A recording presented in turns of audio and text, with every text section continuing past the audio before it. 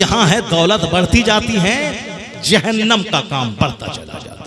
लड़ाई झगड़ा दंगा मार पीट, दूसरों को हकीर समझना और दौलतों पे घमंड और गुरूर करना। कौन है पूरे गांव में जो हमसे अच्छा खाता हो, हमसे अच्छा घर हो, हमसे अच्छा टाइल्स, हमसे अच्छा मार्बल लगा हुआ हो?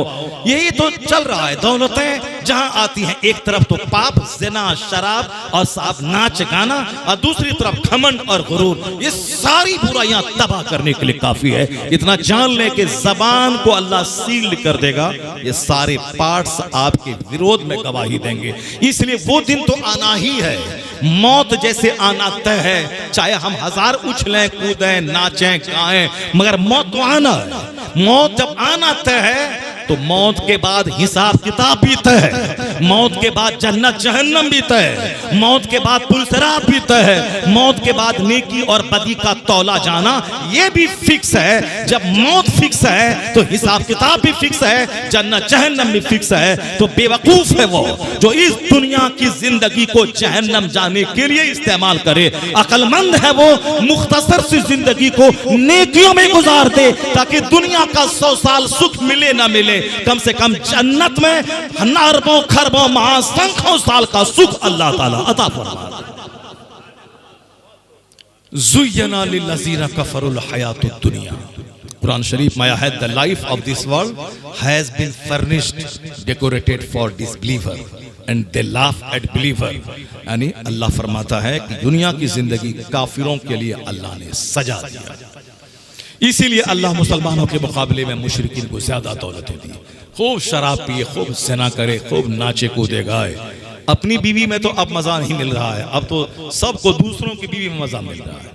बेंगलोर और बंबई जैसे शहर में, कोई शहर है वो रहने का शहर है, वो गांव देहात भी आज रहने का है। जो बुराइयां शहर में नहीं, उससे ज्यादा खतरनाक घटिया किस्म की बुराइयां गांव देहात में। गरीबों में जो, अमीरों में जो बुराइयां नहीं, वो बुराइयां गरीबों के अंदर। गरीब पे हज फर्ज नहीं था, वो तो जन्नत कूद के चला जाता। गरीब पे ज़कात फर्ज नहीं थी, वो तो जन्नत कूद के चला जाएगा। गरीब पर कुर्बानी वाजिब नहीं है, वो तो जन्नत कूद के चला जाएगा। गरीब पे सदक़े फित्र वाजिब नहीं है, वो जन्नत कूद के चला जाएगा। आया है हदीस में कि मेरी उम्मत के जो फुकरा जो नमाज पंजगाना पाबंदी से पढ़ते हैं, चूंकि नमाज अमीर गरीब सब पर फर्ज है, उसमें पैसा कौड़ी नहीं लगता है, सबको पढ़ना। लिबास नहीं तो नंगे पढ़ो, अपने घर के अंदर गड्ढा खोद के पढ़ो, मगर माफ नहीं है। खड़ा ना हो सके तो बैठ के, बैठ ना सके तो लेट के, लेट ना सके तो इशारे से, किसी हालत में नमाज माफ नहीं है। ना औरत के लिए माफ है, ना मर्द के लिए माफ। बच्चा छोटा है, बच्चा छोटा है तो बच्चा पैदा मत कर मगर नमाज पढ़। ये है, बच्चा पैदा मत कर मगर नमाज पढ़।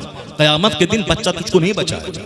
और ये भी गलत बात है कि बच्चे की वजह से नमाज पढ़ने की फुर्सत नहीं मिलती है। मैंने तो उस औरत को भी मैंने देखा है, तो मगरिब की नमाज पढ़ के बैठी है, दर्द शुरू हुआ है, ईशा से पहले पहले बच्चा पैदा हो गया। मैंने तो वो औरत देखी है, वो औरत कोई दूसरी, वो औरत मेरी माँ है। मगरिब की नमाज पढ़ने के बाद बैठी है, दर्द शुरू हुआ, ईशा से पहले पहले बच्चा तवल्लुद हो गया। बेशुमार औरतें, लाखों औरतें ऐसी साहब। यहाँ सब पैसे का तमाशा है। 5 महीना पहले से हर महीने की टेस्टिंग चल रही है, और तो डेट दिया है डॉक्टर ने 25 जनवरी, तो 1 जनवरी से हॉस्पिटलाइज कर दिया ताकि डेली टेस्ट हो। और उसके बाद फिर क्या हो, डॉक्टर बोलेगा बच्चा मर जाएगा अगर सीजरिंग नहीं करवाओगे, या तो बच्चा मर जाएगी अगर सीजरिंग नहीं करवाओगे। तो फिर ये जब सीजरिंग ही करवाना है तो ये 9 महीने का टेस्टिंग का क्या मतलब हो? जब सीजरिंग ही करवाना है, ये 15 दिन से हॉस्पिटल में भर्ती करवाने का क्या मतलब है? जब सीजरिंग ही करवाना है तो हर महीने इंजेक्शन लेने का क्या मतलब है? जो सीजरिंग करना ही है तो फिर उसके लिए इतनी दवाइयां, डॉक्टर, मेडिकल चेकअप और टेस्ट, ब्लड, यूरिन, स्टूल, ये सब टेस्ट की क्या जरूरत है? जब नमाज नहीं पढ़ोगे और अल्लाह की इबादत नहीं करोगे तो टेस्टिंग भी देना होगा और सिजरिंग भी करवानी होगी। जो औरत पाबंदी से 5 वक्त नमाज पढ़ती है, तिलावत करती है, अपने बदन को हरकत में रखती है, अपने काम काज खुद करती है, अपने आप को गुनाहों से बचाती है, तो उसको बगैर टेस्टिंग के ही नॉर्मल डिलीवरी घर में हो जाती है। और जहां अल्लाह का डर नहीं, खाना है सिर्फ सोना है। शौहर बेचारा बंबई में रेडी चलाए कि मजदूरी करे, दूसरों से ऑर्डर लेने, मजदूर के जरिए काम करवाने, फिर पेमेंट लेने में जिल्लत रुसवाई झेलने, सेठ के सामने खड़े होकर जलील होने। यहाँ तो पैसा लेके आया तो एसी लगाने, पर्स खरीदने, माल खरीदने, गोश्त मछली खाने, गाड़ी स्कूटी खरीद के जाने तो बड़ा मजा आता है। लेकिन ये माल आता कहाँ से है, कैसे आता है? हमारे शौहर को कितनी जिल्लत, कितनी रुसवाई, कितना दर्द, कितनी तकलीफ उठानी पड़ती है, कोई एहसास नहीं है। बस सिर्फ पैसा है, अपना मौज मस्ती करना है, कमाना है। पैसा बढ़ जाए तो इबादत बढ़ा दे, तिलावत बढ़ा दे, जिक्र बढ़ा दे, रोजाना 1000 बार कलमा पढ़, 1000 बार दुरूद पढ़, तो तेरा बेटा शराबी, पापी, अल्लड़, माँ बाप की छाती पे बैठ के मारने वाला ही पैदा होगा। जब दुरूद और जिक्र तुम करोगे तो तेरा बेटा वली पैदा होगा, कुतुब पैदा होगा, अब्दाल पैदा होगा। सरकार गौसे आजम की माँ सर से लेके पांव तक नेकियों का मुजस्समा थी। बाप ने क्या बोला था? ये मेरी बेटी गोंगी, बहरी, लूली, लंगड़ी, अपागीज है, वो थी हुस्न जमाल की मुजस्समा। लेकिन इसलिए कहा था कि जबान से कोई गलत बात अब तक नहीं बोली है, आंख कोई गलत काम अब तक नहीं देखी है, पेट में हराम गज़ा नहीं गई है, हाथ से कोई क्राइम जुर्म का काम नहीं हुआ है, सिर्फ नेकी ही नेकी से इबारत है सारी जिंदगी। और जब माँ ऐसी हो, अब बाप रात भर सजदा और दिन भर जिहाद, तो फिर क्या हुआ? ये दोनों माँ बाप जब आपस में मिले तब बेटा वलियों का सरदार अब्दुल कादिर जिलानी बन के दुनिया में पैदा हुआ। ऐसा नहीं होता कि चले चले पूरब और काबा पहुंच जाए, ऐसा नहीं होता कि खाएं हराम और बच्चा वली पैदा हो जाए, ऐसा नहीं होता है कि ना नमाज पढ़े ना रोजा रखें और बच्चा कुतुब पैदा हो जाए, नहीं होता। जैसी जमीन वैसी फसल, जैसा दरख्त वैसा फल। जब बाप थे मौला अली, जिहाद सजदा, जब माँ थी फातिमा तू ज़हरा, रात भर सजदा और दिन भर शौहर और बच्चों की खिदमत और नमाज़े पंजगाना की पाबंदी, तब उस कोख का बच्चा तारीख रचने वाला इमाम हसन, इमाम हुसैन पैदा हो गए। जब बाप थे ख्वाजा सैयद गयासुद्दीन और माँ थी रात भर मुसल्ले पर बैठकर अल्लाह अल्लाह करने वाली, जब वह हामिला हुई तो उसके पेट का बच्चा रात भर कलमा पढ़ता था, उस कलमा की आवाज उसकी माँ सुनती थी। तो फिर बच्चा कौन पैदा हुआ? बच्चा वही पैदा हुआ जो 90 लाख काफिरों को कलमा पढ़ाने वाला मोइनुद्दीन अजमेरी की शक्ल में पैदा हुआ।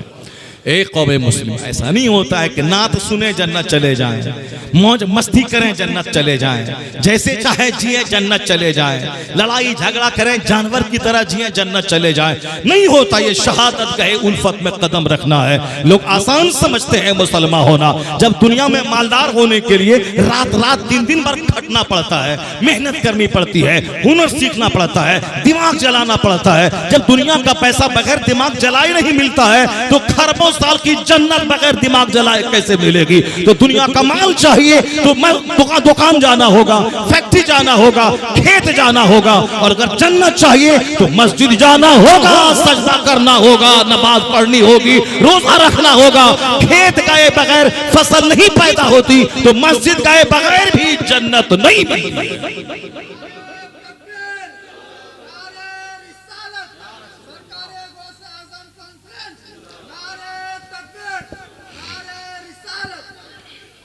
मेरी कौम, ये वो बातें हैं जो बातें अमृत हैं, ये वो बातें हैं जो इक्सिर हयात है, ये वो बातें हैं जो हमारे लिए गिरा बांध के रखने के काबिल है।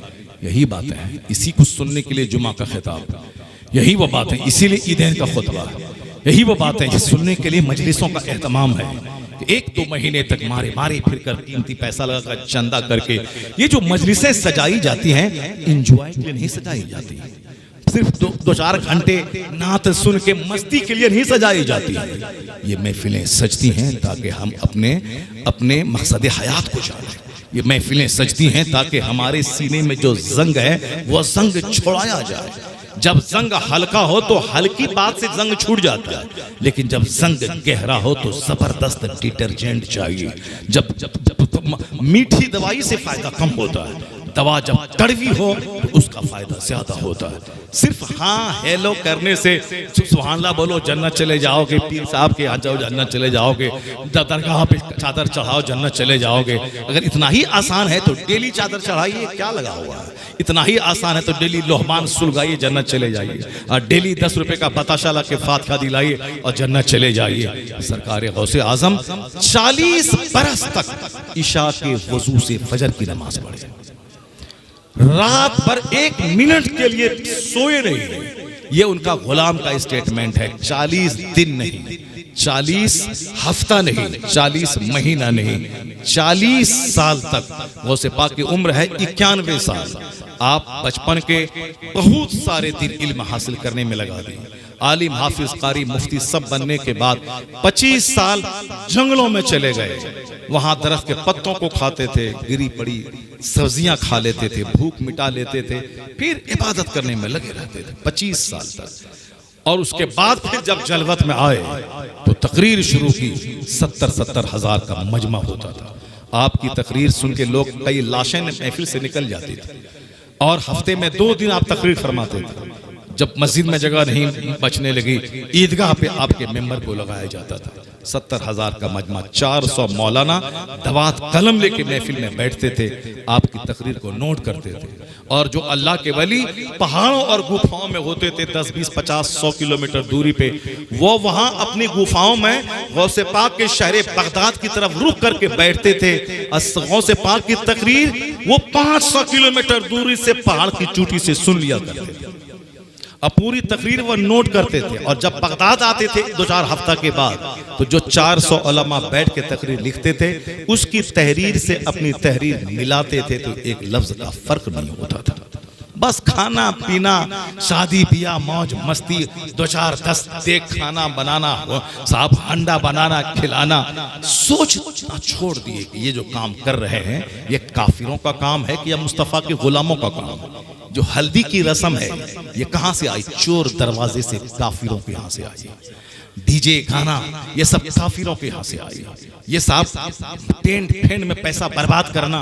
हुजूर की सुन्नत है, मस्जिद में हुजूर ने अपनी बेटी फातिमा की शादी कर दी, और जब मस्जिद में बेटी की शादी हुई तो उस बेटी का इनाम क्या मिला? हसन और हुसैन जैसा शहीद मिल गया।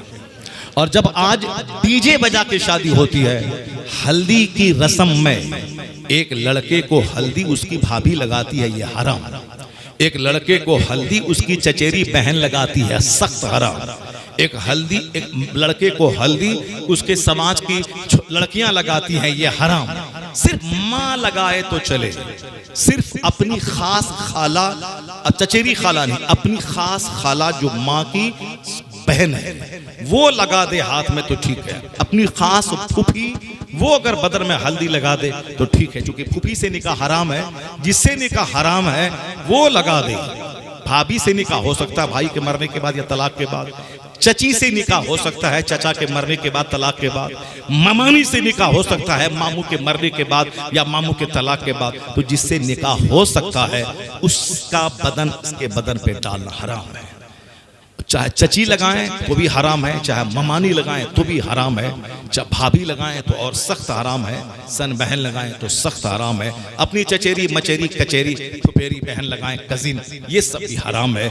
ये बताइए क्या तमाशा होता है हल्दी के नाम पे? कहां से रस्म आ गई? 2-4-10 साल में फिल्म से रस्म आ गई, काफिरों के यहाँ से रस्म आ गई। हमारे यहाँ की रस्में वो नहीं थी कि हमारी गाढ़ी कमाई सिर्फ शैतान को खुश करने में खर्च हो। शादी सिंपल हो ताकि निकाह इतना आसान हो जाए, कोई लड़की 18 साल से ऊपर कुंवारी नहीं रहे, तो कुंवारी रहेगी ना ज़िनाकारी होगी। कोई लड़का 18 साल के बाद कुंवारा न रहे, न कुंवारा रहेगा ना ज़िनाकारी होगी। और जब निकाह में ताखीर होगी कि लड़का मिले नौकरी वाला या लड़की मिले हूर परी जैसी, या शादी में खर्च करने के लिए 2-4-10-50 लाख और करोड़ रुपए रहे तब होगी शादी, तो जिना तो होगा, रेप तो होगा। साहब 18 साल में शादी करनी थी, 38 साल में शादी हो रही है, या 10 साल जो 20 साल डिले हो रहा है, उसमें क्या होगा? चोर दरवाजे से वहां क्या होगा, वहां मान हमल अद्वियात खाई जाएगी, एबॉर्शन करवाया जाएगा, घर वालों को पता तक नहीं चलेगा, चोर दरवाजे से हमल गिराया जाएगा, दवाई खाई जाएगी, निरोध इस्तेमाल किया जाएगा, पोपटी का इस्तेमाल होगा, मेडिसिन खाई जाएगी, और ताकि मस्ती भी करें और फिर हमल भी ना ठहरे, ताकि समाज के लोगों को पता न चले इसकी बेटी ने ये जुर्म किया है। जब बार बार हमल गिराने की दवाई खाई जाएगी तो फिर क्या होगा, बच्चादानी का कैंसर होगा। जब कैंसर से पीड़ित हो जाएंगी तब उनकी शादी होगी, 50 लाख की धूमधाम वाली शादी, वह कार्ड छपेगा, वह धूमधाम से डेकोरेशन होगा, वह 10 दिन से शादी की तैयारी होगी और सारे रिश्तेदार आके नाचेंगे, गाएंगे और झूमेंगे। और उसके बाद पता चला जब वह खंखड़ बन के 38 साल की उम्र में शौहर के पास गई, पता चला कि इनको तो बच्चादानी का कैंसर है। ये बताएं, जब बच्चादानी का कैंसर हो तो कौन लड़का उसे कबूल करेगा?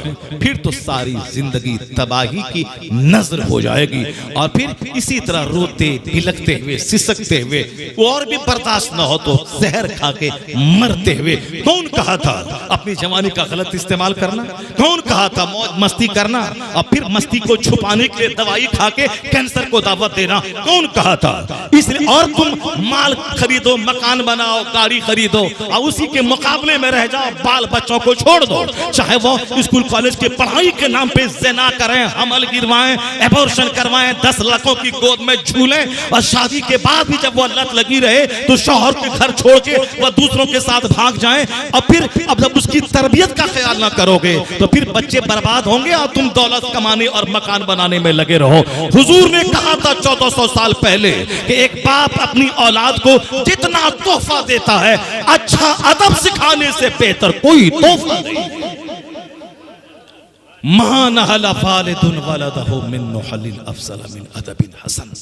आका फरमाते एक बाप अपनी औलाद को जितना गिफ्ट देता है, अच्छा अदब डिसिप्लिन सिखाने से बेहतर कोई गिफ्ट नहीं। 50 अरब का मकान देने से बेहतर है कि बच्चे को नमाजी बना दें, उनके दिल में अल्लाह का डर डाल दें, उनको बता दें कि सारी जिंदगी दुनिया में जिंदा रहना नहीं, मरने के बाद अल्लाह को मुंह दिखाना है। ये सारी बातें बच्चे को बता दें तो ज्यादा आपको मेहनत करने की जरूरत नहीं पड़ेगी कि मरने के बाद 10-20 लाख रुपए बच्चा को छोड़ के मरे, 10 बेटा है 10 मकान दे के मरे, चाहे उसके लिए हमको जानवरों की तरह जीना पड़े। ये सब सोचना नहीं पड़ेगा, आप भी मुसीबत से बच जाएंगे। क्यों? कुरान में आया है ला तक़्तुलू औलादकुम खश्यता इमलाक, गरीबी के डर से बच्चों को कत्ल मत करो, हम तुम्हें भी रोजी देते हैं, तेरे बच्चों को भी रोजी देंगे। और यह तजर्बा बोलता है कि जो ज्यादा फिक्रमंद रहा रोजी के बारे में, अल्लाह उसको दाने दाने को तरसा और तड़पा देता है। और जो अल्लाह पर भरोसा करता है, वमन यतवक्कल अलल्लाह फहुव हस्बुह, जो अल्लाह पर भरोसा करता है अल्लाह उसके लिए काफी हो जाता है। आज जो मारे मारे जानवरों की तरह जिंदगी गुजर रही, चेहरा काला, 1 दर्जन बीमारी, पैसा कमाने के बाद भी हाथ सूखा, फकीर भूखा, जितना पैसा कमा लो कम पड़ जाता है। ये अल्लाह की तरफ से सजा है कि जो आखिरत और जन्नत की फिक्र छोड़ के सिर्फ माल कमाएगा, अल्लाह उसको कभी सुकून नहीं देगा। सुकून तो वहां है जो दिल की गहराई से अपने मालिक अल्लाह पर भरोसा करता है, अल्लाह ताला उसके लिए काफी हो जाता है। हजरत अनस को 100 बेटे थे, कभी चेहरे पे मलाल नहीं हुआ, खुश थे, मस्त रहते थे, इबादत करते रहते थे। क्यों? यकीन था कि जो अल्लाह 100 बेटा दिया है वही 100 बेटों को रोजी देने वाला है। गौसे पाक के पास 4 बेटियां थी, 49 औलाद, 49 औलाद, कभी एक सजदा नहीं छूटा। 40 बरस ईशा के वजह से फजर पड़े, चेहरे पे मलाल नहीं आया कि बच्चा खाएगा क्या। गौसे आजम को यकीन था कि जो अल्लाह 49 औलाद दिया है वही अल्लाह रोजी देने वाला भी है। बस ये अकीदा रखिए, मेहनत ऐसा नहीं कि कोड़ी बन के बैठे रह जाए, अल्लाह ताला देने वाला है। अल्लाह ताला कहता है जमीन में तुम फैलो, जमीन में फैल जाओ, तुम 1 दाना गेहूं का खेत में डालो, मैं 1000 दाना तुझको वापस कर दूंगा, मगर एक तुमको डालना होगा, मेहनत तुमको करनी होगी। जोहर से लेके फजर से लेके जोहर तक जब कोई नमाज फर्ज नहीं है तो क्या करोगे? सिर्फ खाओगे, पाखाना करोगे और बैठ के सो के टेलीविजन देखोगे? नहीं, फजर से लेके जोहर तक का 8 घंटे का टाइम मेहनत करो, खेत में, फैक्ट्री में, दुकान में। तुम्हारी मेहनत के मुताबिक में नहीं पैसा नहीं मिलेगा। फिर मेरी बात मान के जमीन पे फैलो, फिर कितनी रोजी तुमको देनी है वह मुझे मालूम है। अल्लाह कहता है मैं किसी को थोड़ी रोजी देता हूं और किसी को बेहिसाब रोजी अता कर देता हूं। अगर मेहनत से पैसा मिलता, जो 8 घंटे ईंट ढोया है वो सबसे ज्यादा पैसा कमाता, लेकिन 8 घंटे ईंट ढोने वाला 300 कमाता है और 1 घंटा कलम चलाने वाला 3 करोड़ रुपए कमा लेता है। वमन यतवक्कल अलल्लाह फहुव हस्बुह, जो अल्लाह पे भरोसा करता है अल्लाह उसके लिए काफी होता है। वो यकीन जमाना होगा, आखिरत को दिमाग में रखना होगा, सारा काम सुन्नत के मुताबिक, समाज वाला क्या बोलता है वो नहीं, अल्लाह क्या कहता है, रसूल क्या कहते हैं, उसके मुताबिक जिंदगी गुजारिए। जब से गाजी की ज़माने ने वफा भेजता है। आक़ाए दो जहां अलैहिस्सलाम क़यामत के दिन उसकी शफाअत करेंगे और जो रोज़ाना 1000 बार दुरूद भेजता है अल्लाह ताला उसके जिस्म को जहन्नम की आग पर हराम कर देता है। तो इंतहाई अदब और इखलास के साथ अपने नबी, सारी कायनात के नबी, आखिरी नबी पैगम्बर आज़म सल्लल्लाहु अलैहि वसल्लम की बारगाह में दुरूद पाक पढ़ें। अल्लाहुम्मा सल्लि अला सय्यदना व मौलाना मुहम्मद मअदन अल-जूद वल करम व आलिहि व बारिक व सल्लिम सलातो व सलाम अलैका या रसूल अल्लाह। मोमिन की पहचान है कि मोमिन हमेशा दीन इस्लाम की बातें सुनना चाहता है और उस पर अमल करना चाहता है। मोमिन को जब कुछ समझाया जाता है तो वो अकड़ नहीं जाता है, बल्कि नॉर्मल होकर उस बात की सच्चाई को तस्लीम कर लेता है। कुरान शरीफ में आया है कि वज़क्किर फ़इन्न ज़िक्रा तनफ़उल मोमिनीन। ए हबीब आप समझाइए, समझाना मोमिनीन को फ़ायदा देता है। और कुफ़ार व मुशरिकीन की सिफत है कि जब उनको कहा जाए कि अल्लाह से डरो तो उनको और गुनाह करने की जिद चढ़ जाती है। कुरान शरीफ में आया है कि वइज़ा क़ील लहु तक़िल्लाह अख़ज़तहुल इज़्ज़तु बिल इस्म फ़हस्बुहु जहन्नम। जब उनसे कहा जाए कि अल्लाह से डरो, किन से? कुफ़ार और मुशरिकीन से, तो उनको और गुनाह करने की जिद चढ़ जाती है। तो मोमिन की सिफत है कि मोमिन को जब समझाया जाए तो उनका दिल नर्म हो जाता है, उनके रोंगटे खड़े हो जाते हैं और वो अल्लाह रब्बुल इज़्ज़त की मारिफत की रोशनी अपने दिल में पाता है। लेकिन काफिरों को अगर कहा जाए कि तुम शराब मत पियो तो उसको शराब पीने की और जिद चढ़ जाती है। जब उनसे कहा जाए कि सूद मत खाओ तो उनको और चिढ़ा चिढ़ा कर सूद खाने की जिद चढ़ जाती है। अगर मुसलमान के अंदर भी ये सिफत है, जब उनसे कहा जाए नमाज पढ़ो तो उसको नमाज छोड़ने की जिद चढ़ जाती है, तो समझ जाएं कि ये एक काफिराना सिफत है। एक मुसलमान की सिफत और उनकी शान ये नहीं है। मुसलमान को जब कहा जाए कि नमाज पढ़ो, वो सारा काम छोड़कर अल्लाह को सजदा करने के लिए हाजिर हो जाता है। ये मुसलमानियत है। और जलसा जुलूस में जो लोग आकर दीन सीखते हैं और उस पर अमल करते हैं, ये जन्नतियों की पहचान है। जिसको सनीमा हाल में मजा मिलता हो तो समझ जाएं कि ये जहन्नमी की पहचान है। जिसको हमेशा गंदे लोगों के पास बैठकर झूठ की महफिल सजाने में मजा मिलता हो, समझ जाएं कि जहन्नमियों की पहचान है।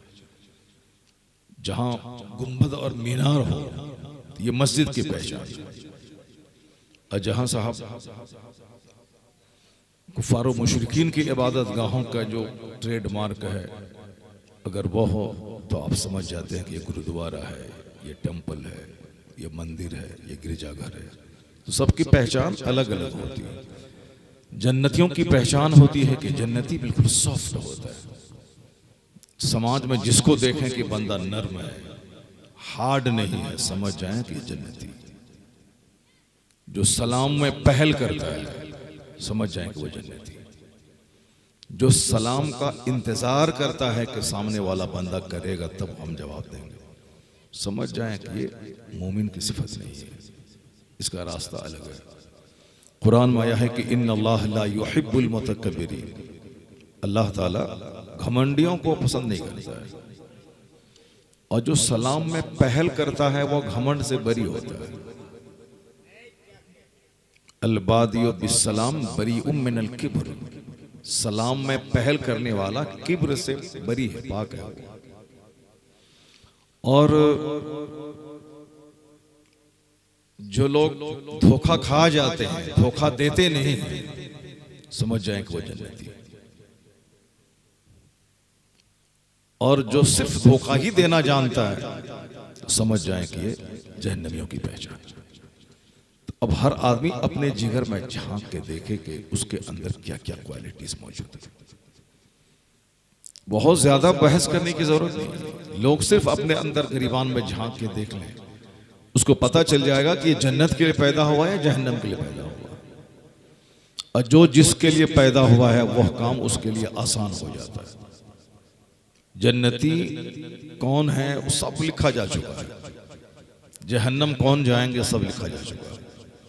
जब माँ के पेट में बच्चा ठहरता है, जब 4 महीने का हो जाता है, तो उसमें फरिश्तों को भेजा जाता है कि जाओ इस बच्चे की तकदीर लिख दो, लिखो कि कितना दिन तक जिंदा रहेगा। फरिश्ते उसको लिख देते हैं, 40 साल, 50 साल, 60 साल, 70 साल, 80 साल, सब फिक्स है, आपका हमारा सबका लिखा हुआ है। पैदा होने से पहले ही उसको फरिश्ते लिख देते हैं।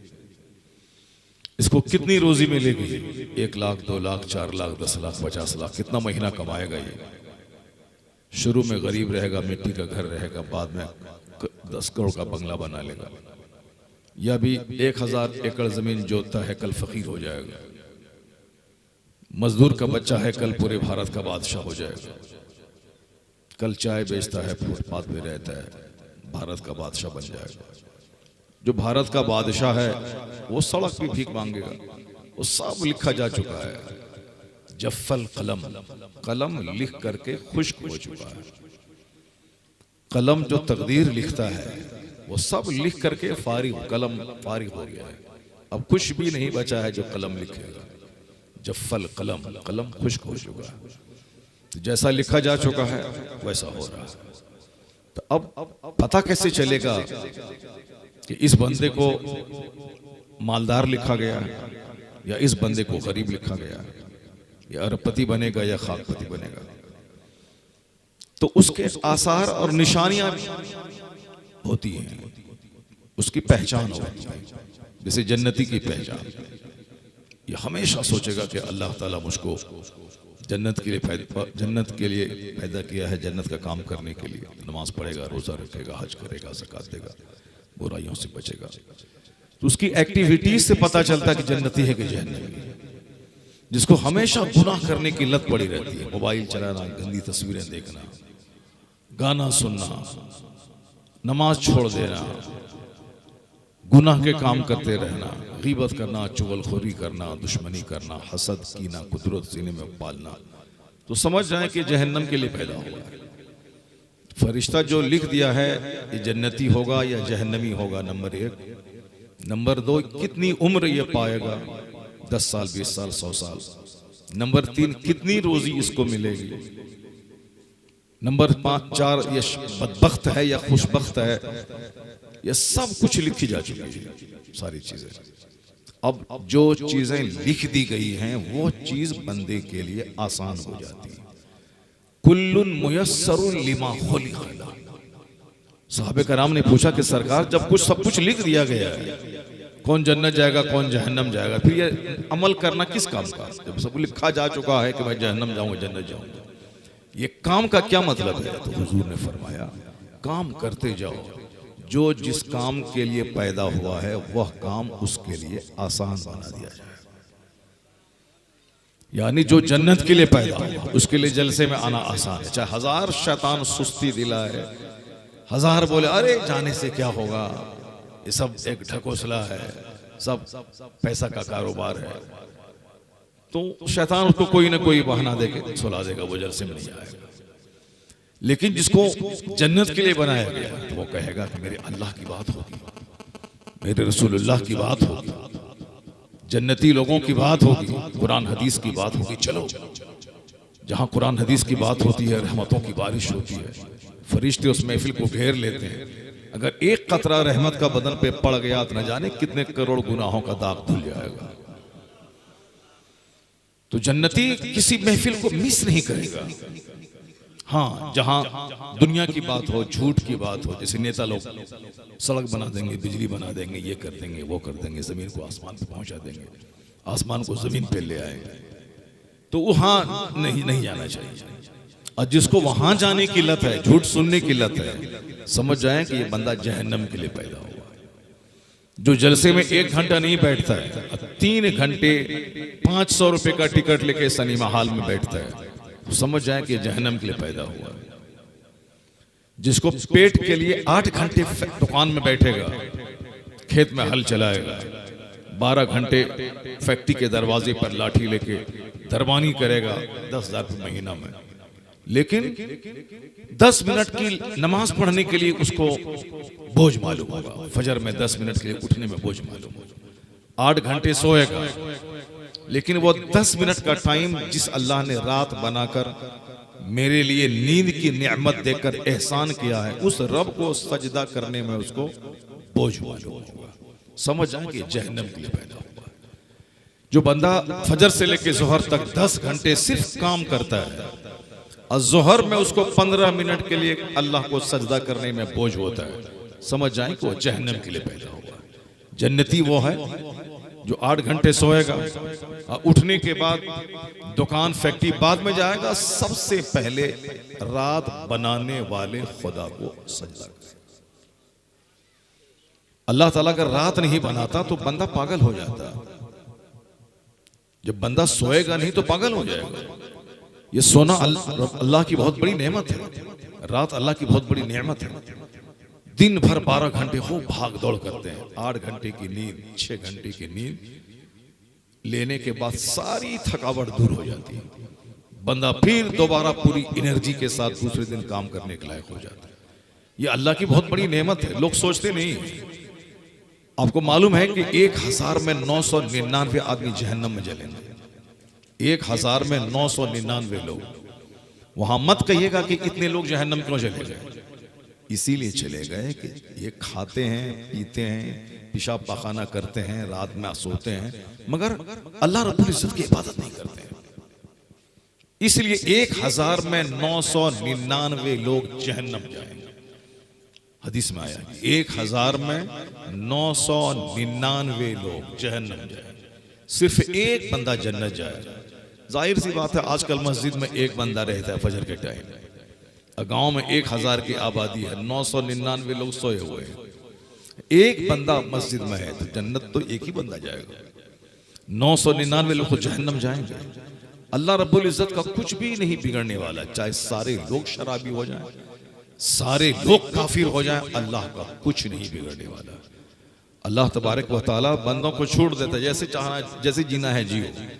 सिर्फ 1 मिनट का जलजला कभी अल्लाह भेजता है, 10 साल, 20 साल, 25 साल, 50 साल के बाद। हमारे नजदीक 50 साल है, अल्लाह के नजदीक 5 सेकंड है। वो उस जलजले में सारे शहर को जमीन में दफन कर देता है। बुराई होती है, अल्लाह देखता है, लेकिन जब पकड़ता है तो बंदों की बुनियाद काट के रख देता है। जैसे नेपाल की राजधानी काठमांडू लोगों ने ज़िना का अड्डा बना दिया था, मगर अल्लाह ने 10 साल, 20 साल, 25 साल की छूट दी। उसके बाद जब पकड़ा तो लोगों की लाशें सड़ गई, कोई उस लाश को मलबे से उठाने वाला नहीं था। थाईलैंड की राजधानी बैंकॉक, लोग वहां ज़िना करने जाते हैं। दुनिया में आजकल है ही क्या, शराब, ज़िना, इसके अलावा और अब दुनिया में क्या रखा है। गरीब रहना बेहतर है। वो गरीबी जिस गरीबी में नमाज हो, जिस गरीबी में आदमी खाने को तरसे मगर रोजा रखे, वो गरीबी उस मालदारी से करोड़ों गुना बेहतर है जो मालदारी बंदे को काफिर बना दे, जो मालदारी बंदे को बेनमाजी बना दे, जो मालदारी बंदों को जलील और बेइज्जत कर दे। गरीबी में कभी नहीं सुनने को मिलता था कि पूरे 5 कोस के अंदर में किसी मुसलमान की बेटी किसी के साथ भाग गई। दाने दाने को लोग तरसते थे, एक टाइम खाते थे। आज से 40 साल पहले जब मैं बचपन में था, पढ़ने का जमाना था, उस वक्त जहां मैं पढ़ाई करता था वहां जुम्मा जुम्मा सिर्फ चावल मिलता था खाने के लिए, जुम्मा जुम्मा। और उस जुम्मा जुम्मा को चावल मिलता था तो जैसे लगता था आज ईद का दिन है, और जाहिर सी बात है जुम्मा ईद का दिन है भी। और आजकल उसी गांव के गरीबों के घर में बासमती चावल के कई बोरे रहते हैं, घर घर में बिरयानी बन रही है। लोग मोबाइल में देख देख के औरतें बिरयानी बनाती हैं।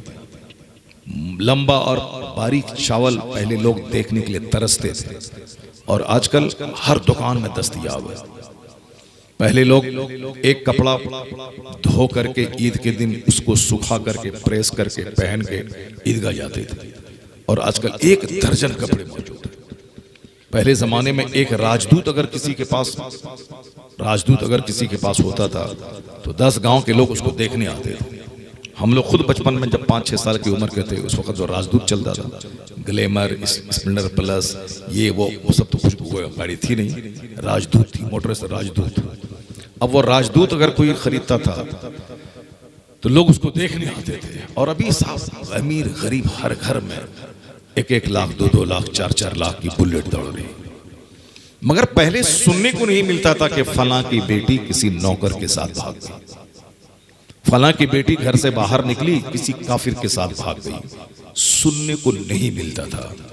गरीबी थी, मुश्किल थी, मुश्किल हालात थे, खाने पीने को के लिए परेशानी थी, कपड़ा पहनने की तंगी थी, लेकिन इज्जत का ख्याल था, शर्म थी, हया थी, अल्लाह का डर था, समाज का डर था। मरने के बाद अल्लाह को मुंह दिखाना है, जन्नत जाना है, क़यामत के दिन हिसाब किताब देना है। पुल सिरात जो बाल से ज्यादा बारीक, तलवार से ज्यादा तेज, उस रास्ते पे चल के आगे जन्नत है। वो पुल जहन्नम के ऊपर में, सबको गुजर के आगे जन्नत में जाना है। ये डर था। तो आदमी को ये डर की वजह से जिना करने का मौका मिलता था मगर वो करता नहीं था, शराब पीने का मौका मिलता था मगर करता नहीं था, उसको साहब मस्तियां करने का मौका मिलता था मगर वो करता नहीं था, और औरतें करती नहीं थी। आज देख लीजिए हालात क्या है। खुशहाली, मालदारी, घर घर में बाइक, घर घर में चावल। किचन देख लीजिए, पहले किचन मिचन क्या है, चूल्हा का घर होता था, लकड़ी पे आदमी खाना बनाया और खा लिया। लकड़ी पे जब खाना बनता था तो 99 आदमी को गैस की बीमारी नहीं थी, एक आदमी किसी को गैस्ट्रिक की बीमारी होती थी। और आजकल जब से गैस पर खाना बनना शुरू हुआ, 99 आदमी को गैस्ट्रिक की बीमारी हो गई। वो तो मेरे जैसा आदमी है जो 55 ईयर्स, 55 साल उम्र होगी मगर मैं गैस की दवाई इस्तेमाल नहीं करता हूँ। ये मेरे जैसा आदमी, अल्हम्दुलिल्लाह। वरना 10-10 साल का बच्चा एसी लॉक इस्तेमाल करता है, 15-15 साल का बच्चा गैस की दवाइयाँ इस्तेमाल करता है, खुद हमारी बीवी इस्तेमाल करती है। हमारे बच्चे तो नहीं करते हैं, अलबत्ता हमारी बहनें सब खाती हैं। हमको मालूम नहीं कि एसी लॉक क्या था। वो बोली कि एसी लॉक खाना क्या, कौन सी दवाई है? गैस की दवाई है, गैस की दवाई। और आज भी जब मैं घर में रहता हूँ, फजर की नमाज पढ़ने के बाद 5 किलोमीटर पैदल चलता हूँ, 5 किलोमीटर पैदल चलता हूँ आज भी। और उसके बाद अगर एयरपोर्ट पे रहता हूँ, फ्लाइट मगर 1 घंटा लेट है, तो वहाँ मैं चलता हूँ, चल करके अपना कुछ न कुछ पढ़ता रहता हूँ। और इसकी वजह से जो कोठी की तरफ पेट होना चाहिए वो पेट नहीं है।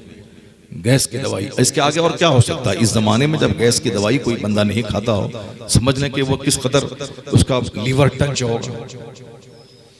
तो जब गैस पर खाना नहीं बनता था, लकड़ी पे खाना बनता था, तो उस वक्त गैस की बीमारी नहीं थी। और जब से गैस पे खाना बनना शुरू हुआ, गैस चूल्हे पे, लकड़ी का दौर, कोयला का दौर खत्म हो गया, सब गैस्ट्रिक के मरीज हो गए।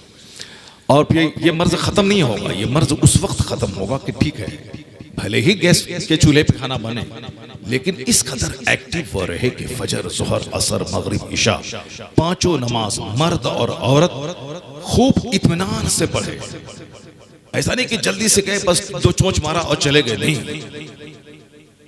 जोहर में 12 रकात आराम से पढ़े, असर में 8 रकात आराम से पढ़े, मगरिब में 7 रकत आराम से पढ़े, इशा में 17 रकत आराम से पढ़े, फजर में 4 रकत पढ़ने के बाद आधा घंटा 1 घंटा कुरान पाक की तिलावत करे, दरूद शरीफ पढ़े। फिर चाहे खाना गैस चूल्हे पर बने, किसी पर बने, गैस्ट्रिक की बीमारी नहीं होगी। क्योंकि सबसे बड़ी वर्जिश है 5 वक्त नमाज पाबंदी से पढ़ना, सबसे बड़ी वर्जिश है। ये बात हम लोग तो कहते ही थे, मगर इस दुनिया का साइंसदान, इस दुनिया के बड़े बड़े स्कॉलर कहते हैं कि नमाज में जो एक्सरसाइज का तरीका है, हम लोग इबादत कहते हैं, दूसरे पढ़े लिखे साइंसदान लोग उसको एक्सरसाइज के हिसाब से देखते हैं। खड़ा रहना, रुकू में जाना, फिर खड़ा होना, सजदे में जाना, फिर बैठ जाना, फिर सजदे में जाना, फिर खड़ा होना, और खड़े होने के बाद निगाह एक तरफ केंद्रित करना। खड़े हैं तो सजदे की जगह देखना है, अब रुकू में हैं तो पाँव को देखना है, अत्तहियात में बैठे हैं तो गोद में देखना है, सलाम फेरते हैं तो कांधे को देखना है। यानी कंसंट्रेशन। आजकल 1 सेकंड में आदमी 50 बात सोचता है, इधर की उधर की, जहां की तहां की, खूब सोचता रहता है। 50 बात, सामने वाला क्या बोल रहा है वो नहीं सुन रहा है, दिमाग उसका चल रहा है, ख्यालात पे कंट्रोल नहीं। हजारों वसवसात आते हैं, बुरे ख्यालात आते हैं, दुनिया जहान की बातें 1 सेकंड में दिमाग में आती हैं। मोदी, अखिलेश, दीदी, नीतीश कुमार, यानी सियासत की, पाकिस्तान, हिंदुस्तान साहब, राफेल, मार धाड़ काट, पहलगाम, ये सारी 1 सेकंड में 50 बातें आ जाती है। सामने बंदा क्या, कौन है, खड़ा है, क्या बोल रहा है, कोई तवज्जो नहीं। सामने वाला क्या बोल रहा है, जुमा के दिन इमाम साहब क्या बोल रहे हैं, कुछ नहीं, दिमाग में 1000 बातें, ख्यालात पे कंट्रोल नहीं। तकरीर हो रही है मगर दिमाग खेत में चल रहा है, ख्याल पे कंट्रोल नहीं। नमाज खत्म हो गई, 4 रिकात पढ़ाया इमाम साहब के, 10 रिकात पढ़ाया कि 3 पढ़ाया कि 2 पढ़ाया, कुछ नहीं, सलाम फेरा, नमाज हो गई। उनको पूछे कि इमाम साहब ने क्या तिलावत की, कोई मतलब नहीं, क्योंकि दिमाग हाजिर, दिमाग प्रेजेंट नहीं। ये बीमारी आज आम हो गई है, दिमाग एक चीज पे केंद्रित नहीं रहता, मुख्तलिफ ख्याल, मुख्तलिफ वसवसात आते हैं। उस ध्यान को केंद्रित करने का एक तरीका है नमाज। नमाज में बंदा खड़ा हो जाए तो जो कुरान पढ़ता है उसको समझ समझ के पढ़े। सजदे में जाए तो नाक पे ध्यान केंद्रित कर दे, नाक को देखे। अत्तहियात में गोद पे निगाह टिकाए, रुकू में दोनों पांव पे निगाह टिकाए। अक्सर लोग करते हैं कि जाते हैं रुकू में और सजदा की जगह देखते हैं, ऐसे देखते हैं। कुछ नहीं, न कुछ समझना है, न आलिम से पूछना है कि सजदे में कहां देखें, रुकू में कहां देखें, खड़े होकर कहां देखें, कुछ नहीं, बस जैसे तैसे पढ़। कोई पूरा पांव फैला दिया, जबकि दोनों पांव के बीच में सिर्फ 4 अंगुल का फासला रहना चाहिए, 4 अंगुल की जगह खाली होनी चाहिए, नहीं है, ऐसे फैला दिया पूरा, जैसे तैसे खड़े हो गए। पानी टपक रहा है, पूरा आस्तीन समेटे हुआ है, जैसे कोई कुश्ती लड़ने, बहादुरी करने जा रहा है, जबकि अहकमुल हाकिमीन के दरबार में जा रहा। वहां तो डरते हुए, लजाते हुए, शर्माते हुए, कांपते हुए, रोते हुए अल्लाह के हुजूर हाजिर होना चाहिए कि मेरा मालिक, मेरा खालिक, मेरा रब, मैं उसकी बारगाह में जा रहा हूं। दुनिया की कचहरी में कोई जाए और साहब आस्तीन समेटी हुई हो तो फौरन उसको वहां से निकाल दिया जाएगा, खबरदार जाओ, जज के सामने ऐसे नहीं रहा जाता है। दुनिया का छोटा हाकिम, उसके सामने जाने से पहले यहाँ का बटन बंद कर लो, साहब आस्तीन समेट लो, दुरुस्त कर लो और ठीक ठाक रहो, जैसे तैसे तौलिया ऐसे लटका के मत जाओ कि हल जोत के आए चले गए कचहरी में और जज के सामने। नहीं, बिल्कुल डिसिप्लिन, सिविलाइज्ड, जो अहकमुल हाकिमी, जो सारे हाकिमों का हाकिम, जो सारी कायनात का बादशाह है, उस रब की बारगाह में जैसे तैसे चले गए। मस्जिद में जाए बंदा रोते हुए, डरते हुए, मैं रब की बारगाह में। सबसे पहले तो ये सोच ले कि मैं अहकमुल हाकिमीन के दरबार में। अब उसके बाद नमाज पढ़े तो नमाज की नीयत ठीक से करे, उससे पहले वुजू ठीक से करे, उससे पहले उसका गुस्ल अच्छा हो। गुस्ल में 3 चीजें फर्ज है। अगर नाक के नर नबासे में पानी नहीं गया तो चाहे 50 बाल्टी से नहा ले, पाक नहीं होगा। अगर दांत के तमाम जड़ों में और हल्क तक पानी नहीं पहुंचा, 100 बाल्टी से नहा ले, गुस्ल नहीं होगा।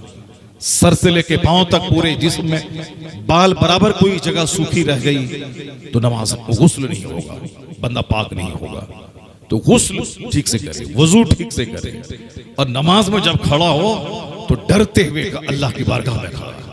अब वो ठीक से नियत करे।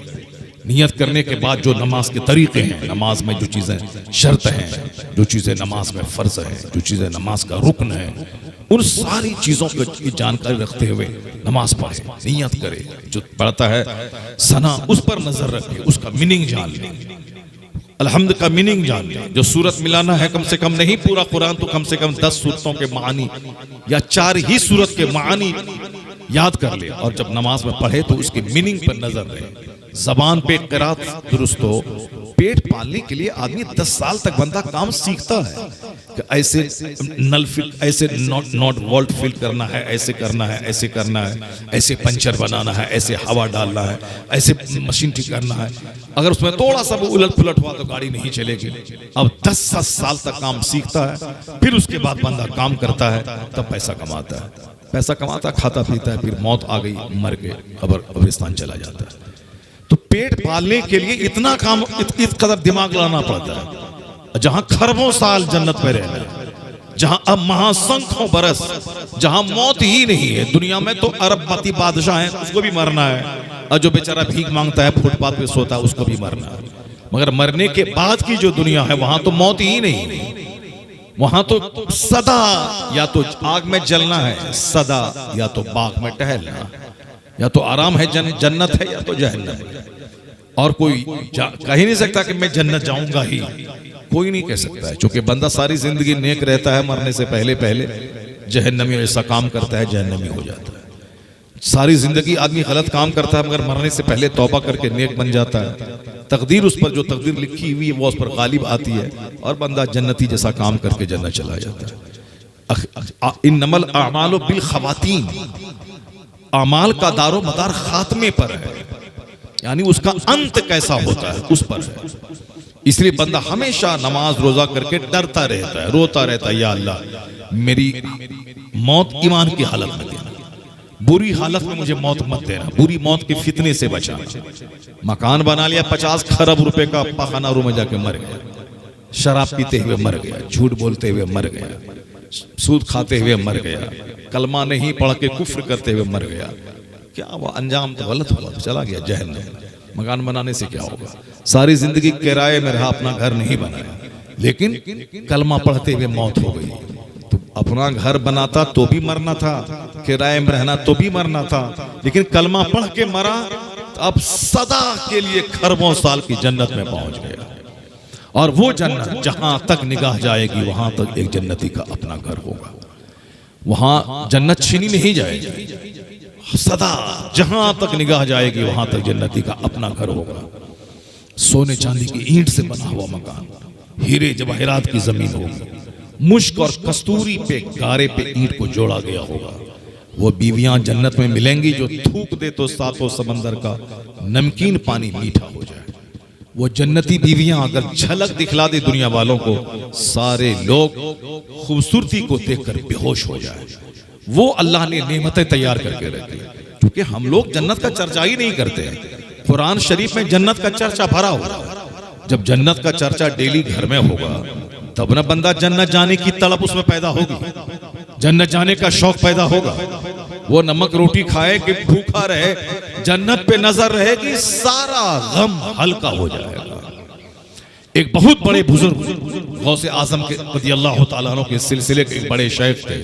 वह शेख अपने मुरीदों से कहते थे कि बेटा सिर्फ 2 बात याद रख लेना, 50-100 किताब पढ़ने की जरूरत नहीं, सिर्फ 2 बात याद रख लेना, और तुम इन्हीं दोनों बातों को याद रखने की वजह से तुम नेक बन जाओगे। ये 2 बातें तुम्हें गुनाहों से बचाएंगी, ये 2 बातें तुम्हें नेकियों का शौक दिलाएंगी। यही सिर्फ 2 बात याद रख लेना। वो 2 बातें क्या थी? एक बात ये थी कि बेटा हमेशा ये दिमाग में रखना कि जन्नत से बढ़कर नेमत कहीं नहीं है। और ये बात बिल्कुल सही है। दुनिया में चाहे आप गोवा में कमाइए, कि दिल्ली में कमाइए, कि अमेरिका में कमाइए, 50 करोड़ डेली कमाइए, मगर आदमी सोने की ईंट का घर नहीं बना पाएगा। हिंदुस्तान में सबसे बड़ा मालदार मुकेश अंबानी, खरबों महासंखों की दौलत है। सोने चांदी की ईंट का घर उसके पास भी नहीं है। पूरी दुनिया का मालदार बिल गेट्स, अमेज़न कंपनी का मालिक अमेरिका का, उसके पास भी सोने चांदी की ईंट का मकान नहीं है। टाटा, बिरला, जिंदल, मित्तल, ये सब दुनिया की बड़ी बड़ी कंपनियां हैं जिसके पास हजारों लाखों वर्कर काम करते हैं। खरबों में खेलने वाली कंपनी, उसके ओनर के पास भी सोने चांदी की ईंट का मकान बना हुआ नहीं। लेकिन एक अदना दर्जे का जन्नती जिसको अल्लाह ने जन्नती बना दिया, वो सोने चांदी की ईंट से बना हुआ मकान, और छोटा मोटा मकान नहीं, 1 एकड़ 10 एकड़ में नहीं, जहां तक निगाह जाएगी वहां तक उस जन्नती का अपना घर होगा। सुभान अल्लाह, सुभान अल्लाह। नात सुनने में तो बहुत मजा आता है आपको, बहुत सुभान अल्लाह कहते हैं, बहुत रुपया देते हैं। जहां जन्नती की बातें हो रही, जिंदगी संवारने की बातें हो रही, जो सीने का जंग साफ करने की बातें हो रही, दुनिया का घमंड मिटाने की बातें हो रही, वहां न बदन में हरकत होती है, न ज़बान से सुभान अल्लाह निकलता है, और न ही कोई वज्द की कैफियत होती है। शैतान बहुत चालाक है। शैतान ने कसम खा लिया है कि हम ए अल्लाह तेरे बंदों को जहन्नम में डाल देंगे। शैतान कसम खा लिया है। तो अल्लाह ने क्या कहा, जो तेरी बात मानेगा उसको तेरे साथ हम जहन्नम में डाल देंगे। जब शैतान ने अल्लाह से कहा कि हमको छूट दे दे ताकि वह तेरे बंदों को, हम तो काफिर हो ही गए, जहन्नमी हो ही गए, कम से कम इतनी छूट दे दे कि हम दूसरों को जहन्नमी बनाए। तो अल्लाह ने कहा कि ठीक है जाओ, तुमको मैंने छूट दे दिया। अब शैतान बोला हम तेरे बंदों को बहकाएंगे, उसको जहन्नम पहुंचा देंगे। तो अल्लाह ने कहा जो मेरा बंदा तेरी बात मानेगा उसको भी तेरे साथ जहन्नम में डाल दूंगा। तो शैतान तो 24 घंटे ही फिराक में है, इसी जुस्तजू में है कि कैसे आपको जहन्नम में डाल दें। सजदा छोड़वा के जहन्नम में डाल दें, या रियाकारी का सजदा करवा के जहन्नम में डाल दें, गाना सुनवा के जहन्नम में डाल दें, या गाने की लज्जत नात में लेकर के जहन्नम में डाल दें। शैतान तो हमेशा चाहता है, हम तो सुनते हैं नात सुन रहे हैं, लेकिन नात वो जो नात आदमी को आशिक़े रसूल बना दे, नात वो जो बंदे को 5 वक्त का पक्का नमाजी बना दे, नात वो जो सुनने के बाद हुजूर की सुन्नतों पे चलने का जज्बा पैदा हो जाए। मोहब्बत का तकाजा होता है गुलामी करना, जिससे मोहब्बत है उसकी पसंद का ख्याल रखना। तो हुजूर से सच्ची मोहब्बत रखना ये ईमान की जान है। तो जो सच्ची मोहब्बत जब हुजूर से होगी तो वह दाढ़ी काफिरों की तरह नहीं रखेगा, हुजूर की तरह रखेगा। वह लिबास काफिरों की तरह नहीं पहनेगा, वो आका अलैहिस्सलाम की तरह लिबास पहनेगा। वो उठना बैठना, खाना पीना, चलना फिरना, बाथरूम जाना, वहां से निकलना, लेटना जागना, सारा काम हुजूर की सुन्नत के मुताबिक वो करेगा। क्योंकि मोहब्बत नकल चाहती है, मोहब्बत पैरवी चाहती है। मोहब्बत का तकाजा है कि जिससे मोहब्बत की जाएगी उसकी बात मानी जाएगी। एक तरफ नाफरमानी करें और दूसरी तरफ बोले कि हमको मोहब्बत है, ये झूठा दावा है। माँ से मोहब्बत है, मगर माँ को मारना भी है, माँ की जरूरत नहीं पूरी करना है, माँ को इलाज नहीं करवाना है, माँ को खर्चे के लिए पैसा नहीं देना है, माँ के पास बैठ के बात नहीं करना है, माँ को प्यार नहीं देना है, और ये कहना कि हमें माँ से बड़ी मोहब्बत है, ये झूठा है। उसी तरह हुजूर सल्लल्लाहु अलैहि वसल्लम से मोहब्बत का मतलब हुजूर की सुन्नतों पे अमल करना, हुजूर की बातों को मानना, हुजूर ने जिस जो काम करने कहा है वो करना, जिससे मना किया है उससे रुक जाना। आका अलैहिस्सलाम ने जो कपड़ा पहनने कहा है वो पहनना, और आका ने जिस कपड़े से मना किया उसको नहीं पहनना। क्या मतलब? मर्दों को मना किया गया है कि तुम लाल रंग का कपड़ा मत पहनना, और आजकल लाल रंग का कपड़ा पहनने के मर्द को एक साफ फैशन बन गया। मर्द लिबास पहने और निस्वानी लिबास ना पहने, औरत की तरह ना पहने, उस मर्द पे लानत है जो मर्द औरतों की तरह लिबास पहने, जो औरतों की तरह कपड़ा पहने, और औरतों की तरह जूता पहने, औरतों की तरह बाल रखे।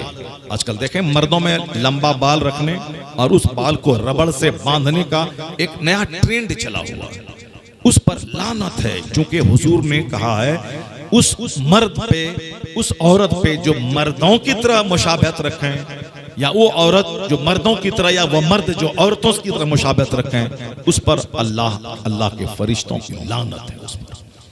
और जिस पर अल्लाह की लानत हो कभी उसकी जिंदगी में बरकत और रहमत नहीं होगी। लानत है तो उस पर बरकत कहां से हासिल होगी। औरतों को कहा गया तुम औरत बन के रहो, मर्द बनने की कोशिश मत करो। न मर्दाना जूता पहनो, न मर्दाना कपड़ा पहनो, बल्कि औरतों की तरह चप्पल पहनो। यहाँ देखें आजकल औरतें मर्दाना जूता इस्तेमाल कर रही हैं, इसीलिए ज़नाकारी बढ़ गई। औरतें चुस्त लिबास पहन रही हैं, इसीलिए ज़नाकारी बढ़ गई। औरतें कपड़ा पहनने के बाद भी ऐसा लगता है जैसे कपड़ा ही नहीं पहने, यानी जो बदन का कलर होता है, जैसे कोई औरत गोरी नारी है, बदन का रंग उसका जो है गोरा है, अब वो इसी तरह का इसी कलर का वो कपड़ा पहनती है ताकि कपड़ा पहनने के बाद भी हम नंगी दिखें। जो बदन का कलर है इसी कलर का कपड़ा पहनती है, चुस्त कपड़ा, चुस्त पायजामा, जिसके पहनने के बाद अगर एक नजर पड़ जाए तो ऐसा लगता है जैसे कपड़ा ही बदन पे नहीं है। वो इस कलर का पसंद इसीलिए करती हैं ताकि कपड़ा पहनने के बाद भी हम लोगों की निगाहों में, मर्दों की निगाहों में नंगी दिखें, ताकि हमको वह बार बार देखे। अब बार बार देखे और तन्हाई में मौका मिले तो 5 लड़के मिलके हमको गिरफ्तार कर ले, अब पांचों बारी बारी से उसे ज़िना कर, अब फिर बेइज्जती से बचने के लिए उसको ज़बह करके नदी में डाल। आज हिंदुस्तान का कौन सा अखबार है जिस अखबार में इस तरह की खबर न छपती, जबकि सबको मालूम है कि निर्भया के केस में 5 लोगों को फांसी की सजा होगी। जिसने उस लड़की के साथ रात में बस पे रेप किया था और इतना जख्मी किया था कि 40 दिन के बाद उसकी डेड बॉडी सिंगापुर से वापस आई। सारा हिंदुस्तान हिल गया था। उसके मुजरिम को 5 मुजरिम को फांसी की सजा दी गई, लेकिन उसके बाद भी रोजाना केस आ रहा है। हर अखबार में इस तरह के केस हैं।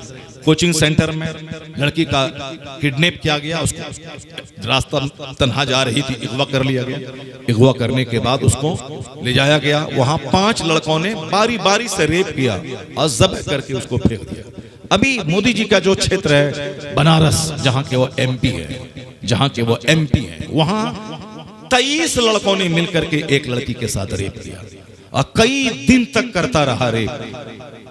अब ये बताएं कि वो केस सारा हिंदुस्तान जान रहा है, क्या दिल पे लोगों के गुजरता होगा। रोजाना इस तरह के केस आ रहे हैं।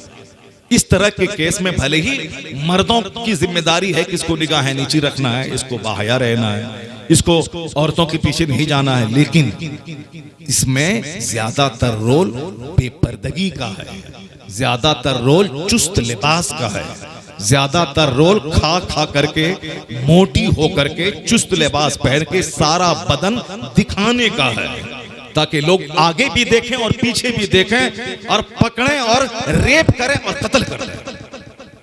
पूरी दुनिया में रेप बढ़ गया। कहते हैं कि औरतें सुरक्षित हैं, कहां सुरक्षित औरतें हैं?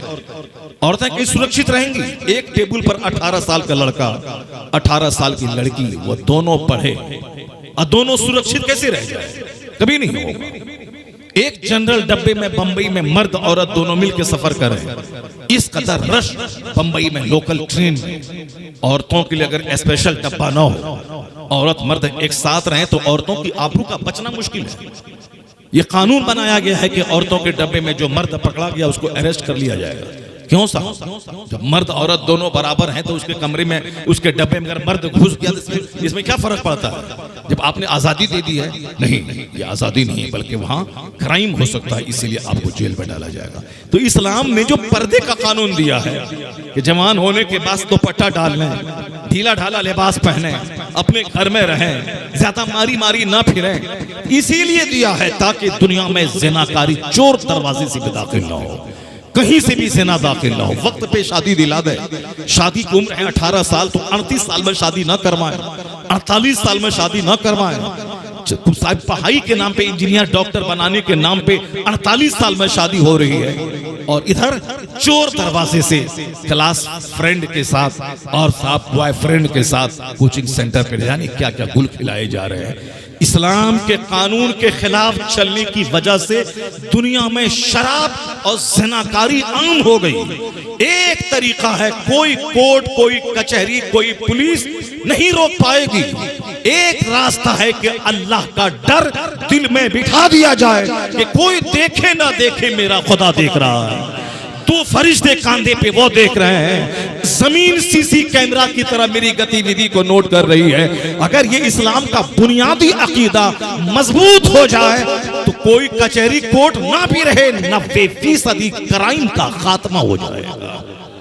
सामाईन हजरात, ये प्रोग्राम आप जियाउल्लाह रज़ा ऑफिशियल की जानिब से समाअत कर रहे हैं। इस बुनियादी अकीदे को दिल में बिठाने की जरूरत है, गिरह बांध के दिल में रख लें कि हम बेलगाम नहीं पैदा हुए, हम बिल्कुल मुख्तसर वक्त के लिए दुनिया में आए। जैसे हमारे गांव का जो लोग 100 साल पहले पैदा हुए थे, एक बंदा आज नहीं मिलेगा जिंदा। उसी तरह आज जो लोग हैं 100 साल के बाद कोई बंदा नहीं मिलेगा जिंदा। तो 100 साल के अंदर का ही तमाशा है, इंजीनियर, डॉक्टर, प्रोफेसर, मकान, गाड़ी, छकड़ा, अच्छा खाना, अच्छा पहनना, जमीन खरीदना, मार्केटिंग, मॉल, कॉम्प्लेक्स, ये सब 100 साल के अंदर का तमाशा है। अब फिर चाहे खरबों का घर रहे या किराए का घर रहे, एक दिन छोड़े और कांधे पे लोगों ने ले जाके मिट्टी में डाल दिया, सड़ गए। क्या रिजल्ट निकला? 18 घंटे पढ़ने का। क्या रिजल्ट निकला? 50 करोड़ का घर बनाने का। क्या रिजल्ट निकला? 1000 बीघा जमीन के जोतने का। जब अंजाम वही 2 गज जमीन के नीचे सड़ जाना। अब वहां सवाल होगा, ये बता दे कि तूने जवानी कैसे गुजारी। ये सवाल होगा, ये बता दे कि तूने माल कहां से कमाया, कहां खर्चा किया। ये बता दे कि तुझको जो समझाया गया उस पर तुमने कितना अमल किया। ये बता दे कि ये कीमती जिंदगी सर से लेके पांव तक एक अद्भुत जिंदगी, अनमोल जिंदगी, अद्वितीय, बेमिसल, बेनजीर जिंदगी जिसका कोई जवाब नहीं है सर से लेके पांव तक। न ब्रेन का, न आंख का, न जबान का, न दांत का, न जबड़े का, न जबान का, न हल्क का, न नली का, न छोटी आंत का, न बड़ी आंत का, न लीवर का, न जिगर का, न पेशाब पखाने के सिस्टम का कि खाना खाएं, एक तरफ ब्लड बने, एक तरफ यूरिन बने, एक तरफ स्टूल बने। अगर ब्लड ना बने तो मर जाएं, पखाना ना बने तो मर जाएं, पेशाब ना बने तो मर जाएं। कैसा जबरदस्त सिस्टम है। मैं खाऊं रोटी, फिर उस रोटी के जरिए ब्लड बन जाए पूरे बदन में ताकि मैं जिंदा रहूं, पखाना बन जाए ताकि मैं जिंदा रहूं, पेशाब बन के निकल जाए ताकि मैं जिंदा रहूं। ब्लड न बने, पेशाब न बने, पखाना न बने तो बंदा का तड़प तड़प के मर जाएगा बंदा। बेशुमार लोग हॉस्पिटल में एड़ी रगड़ के मर रहे हैं जिसके बदन में ब्लड का बनना बंद हो गया। तो ये जो सिस्टम है सर से लेके पांव तक अल्लाह ने दिया है, तो इस सिस्टम का तुमने क्या इस्तेमाल किया? बस शराब पिया, ज़िना किया, चोरी की, डकैती की, दूसरों को धोखा दिया, झूठ बोला, हराम खाया, जुआ खेला, सट्टा खेला, घर मकान का मुकाबला किया, कपड़ों का मुकाबला किया। ये बता दे कि इसीलिए तुमको इतनी बड़ी नेमत दी गई थी जिंदगी की, ताकि दूसरों को कष्ट पहुंचाओ, दूसरों को तकलीफ पहुंचाओ, हराम खाओ, उसके बाद मरने के बाद खरबों साल की आग में जाके जलने के लिए चले जाओ। जवाब देना होगा, ला तज़ूलु क़दमा अब्दिन हत्ता युसअल अन अर्बईन। हदीस में आया है कि जब तक ये 4 क्वेश्चंस, 4 सवालात बंदे से कर नहीं लिए जाएं, बंदा क़यामत के दिन 1 इंच अपनी जगह से हट नहीं पाएगा। पहला सवाल होगा अन उमरिही फीमा अफना, अबाउट योर प्रेशियस लाइफ। ये कीमती जिंदगी के बारे में। ये जिंदगी किस काम के लिए है? बस नोचने, खसोटने, मालदार बनने, बाइक चलाने, मर जाने के लिए है। शादी ब्याह करने, लड़की को घर में लाने, रेप करने, 2-4 बच्चा नाजायज पैदा करने, फिर मर जाने। इसीलिए जिंदगी बनी है। इसीलिए ताकि खूब झूठ बोलें, सूद खाएं, रिश्वत अरे मार भाग दौड़ करें, पैसा कमाएं, 2-4 मकान बना लें, मॉल बना लें, उसके बाद मर के कब्र में सड़ने के लिए चले जाएं। इसीलिए जिंदगी है। ये जिंदगी इसलिए नहीं है। अल्लाह ने ये लाइफ सपोर्टिंग सिस्टम, हमारे जिंदा रहने के लिए आग जरूरी, हमारे जिंदा रहने के लिए पानी जरूरी, हमारे जिंदा रहने के लिए हवा जरूरी, हमारे जिंदा रहने के लिए मिट्टी जरूरी, ये जमीन हमारी लाइफ को सपोर्ट देती है तो मैं जिंदा रहता हूँ, ये हवा मेरी लाइफ को सपोर्ट करती है तो मैं जिंदा हूँ, ये आग मेरी जिंदगी को सपोर्ट करती है मैं जिंदा हूँ, ये सारी नेमतें मेरे लिए अल्लाह ने बनाई, ये रात हमारे जिंदा रहने के लिए जरूरी, ये सूरज हमारे जिंदा रहने के लिए जरूरी, ये रात के सितारे चांद हमारे जिंदा रहने के लिए जरूरी, ये जानवरों का गोश्त उसका चमड़ा हमारे जिंदा रहने के लिए जरूरी, ये जमीन के फसलें हमारे जिंदा रहने के लिए जरूरी, ये माँ की छाती का दूध ये हमारे जिंदा रहने के लिए जरूरी, ये भैंस और गाय का दूध ये हमारे जिंदा रहने के लिए जरूरी, ये सब्जियां, ये मछलियां, ये समंदर की मछलियां ये हमारे जिंदा रहने के लिए जरूरी, ये पानी ना खारा पानी ऊपर जाके वहां से बरकत वाला पानी बन के नीचे गिरना, फिर हैंड पाइप के जरिए उस मीठे पानी को निकाल के पीना, ये हमारे लाइफ को सपोर्ट करने के लिए जरूरी है। ये सारी चीजें लाइफ सपोर्टिंग सिस्टम है, यानी मेरे जिंदा रहने के लिए हवा, पानी, आग, सूरज, चांद, सितारे, नदी, नाले, डेजर्ट, गोश्त, सब्जी, फल, फ्रूट्स, आम, जामुन, लीची, ये सारी चीजें मेरे जिंदा रहने के लिए जरूरी है। तो अल्लाह ने वो सारी नेमतें हमारे लिए दे दी ताकि 300 रुपए केजी अनार तुम नहीं खरीद पाओ, 10 रुपए केजी आम खाओ, जो फायदा अनार से ना होगा वो आम से हो जाएगा। 300 रुपए केजी सेब से जो फायदा ना हो वो 10 रुपए केजी आम खरीद ले, उससे फायदा पहुंचेगा। आम के मौसम में आम, लीची के मौसम में लीची, जामुन के मौसम में जामुन, ये जामुन लाजवाब, संतरा लाजवाब, ये अमरूद लाजवाब, ये पपीता लाजवाब, ये खीरा लाजवाब, ये मूली लाजवाब, ये सारी चीजें, ये साग लाजवाब। जो 50 केजी गोश्त में ताकत नहीं है, लीवर को मजबूत करने की कैपेसिटी वो साग में है, वो झिंगली में है, वो साहब घेरा में है, वो हरी सब्जियों में है। ये सारी चीजें तुम्हारे लिए, तुम्हारे जानवर के लिए ये घास है ताकि तुम्हारा जानवर घास खाएगा, वह जानवर फिर वह जानवर दूध देगा, उसको तुम खाओगे, तुम खा के जिंदा रहोगे। तो जानवर के लिए घास और तुम्हारे लिए धान और चावल, तुम्हारे लिए पौधे, ये सब अल्लाह ने उगाए ताकि तेरा जिंदा रहना आसान हो जाए। तो तुमको मैंने जब इतनी नेमतें दी हैं, ये बता दे कि इस कीमती जिंदगी का इस्तेमाल तुमने सच बोलने के लिए किया या झूठ बोलने के लिए किया, हलाल खाने के लिए किया या हराम खाने के लिए किया, सिर्फ खाने सोने पखाना करने के लिए किया या अल्लाह की इबादत के लिए किया। जब तक बंदा जवाब नहीं देगा 1 इंच अपनी जगह से हट नहीं पाएगा। ला तज़ूलु क़दमा अब्दिन हत्ता युसअल अन अर्बईन, बंदे का पांव 1 इंच नहीं हटेगा। जैसे कोई मुजरिम आज गिरफ्तार होकर थाना चला जाए, वहां 4 पुलिस मौजूद रहे, क्या बोलेगा? 1 इंच नहीं हटेगा, वरना खाल खींच लेंगे तुम्हारी, उल्टा लटका के इतना मारेंगे कि फिर तुम्हारे साथ नस्ल को याद रहेगा। अब वो बंदा 1 इंच हिल नहीं रहा, क्यों? पुलिस वाले के सामने 1 इंच हटेगा नहीं जब तक तू पता नहीं दे कि ये काम किसने किया, चोरी किसने की है। तो दुनिया के छोटे से पुलिस के सामने बंदा 1 इंच हट नहीं पाएगा, वह डर के मारे सब कुछ उगल देता है। क़यामत के दिन अहकमुल हाकिमीन के सामने बंदा कैसे भाग पाएगा? कहां भागेगा, कहां जाएगा? जमीन अल्लाह की, आसमान अल्लाह का, सारे फरिश्ते अल्लाह के, कहां भागेगा? या माशरल जिन्न वल इंस इन इस्तताअतुम, अगर तुमसे हो सके जमीन आसमान के किनारों से निकल जाओ, फनफुजू ला तनफुजून इल्ला बिसुल्तान, जहां जाना है जाओ, जहां भी जाओगे वहां अल्लाह की सल्तनत। अल्लाह के फरिश्तों से बच के कहां जाओ? इतने फरिश्ते हैं जमीन में कि बंदा अगर देख ले तो उसका जीना मुश्किल हो जाए। इतने फरिश्ते हैं आसमान में कि तिल रखने की जगह नहीं है। वो सारे फरिश्ते हमारी गतिविधि को देख रहे हैं, तुम क्या कर रहे हो। क़यामत के दिन सारा चिट्ठा सामने आ जाएगा।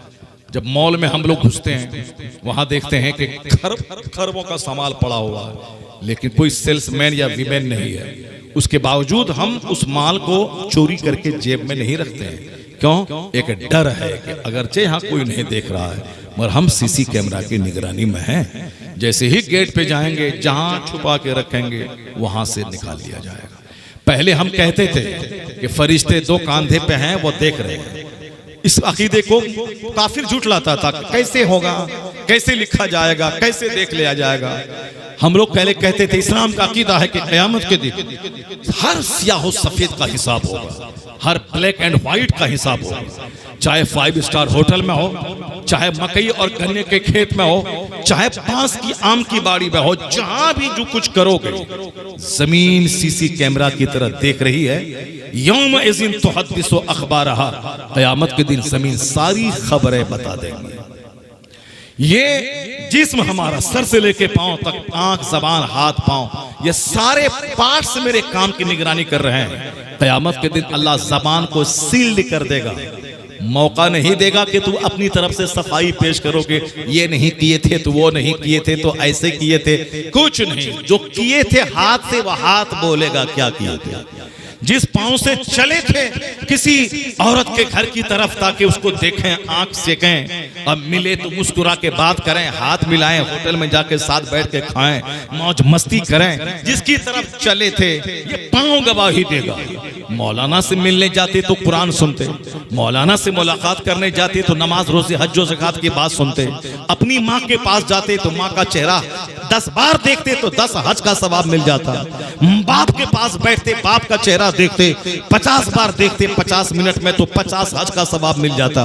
मगर माँ के पास तो जाने का मन नहीं करता, बाप को तो देखने का मन नहीं करता, दुश्मनी बाप से है, दुश्मनी माँ से है, दुश्मनी अपने भाई अपनी बहन से है, और समाज की एक दूसरे घराने की दूर की भाभी, उससे मिलने को जी चाह रहा। भाभी हो गई, अपनी भाभी से लड़ाई है, और समाज की दूसरी एक औरत है जिसका शौहर मर गया है, वो तो सारे गांव वाले की भाभी है, वो जो बेचारी बेवा है सारे गांव वाले की भाभी है। अब ये सब सारा गांव वाला उसके पास जाए और भाभी भाभी कह करके निगाहों को सेके, और जरा सा मौका मिल जाए तो फिर रेप करे, बुराई करे, ज़िना करे, क्योंकि उसका शौहर नहीं है, कोई रखवाला नहीं है। और क्या करेगा, अपनी माँ, अपनी बहन, अपनी भाई, अपने भाई से दुश्मनी है और गैरों से दोस्ती है। वहां जाना, कोई देखे ना देखे, जान ले कि ये हाथ और पांव गवाही देंगे क़यामत के दिन।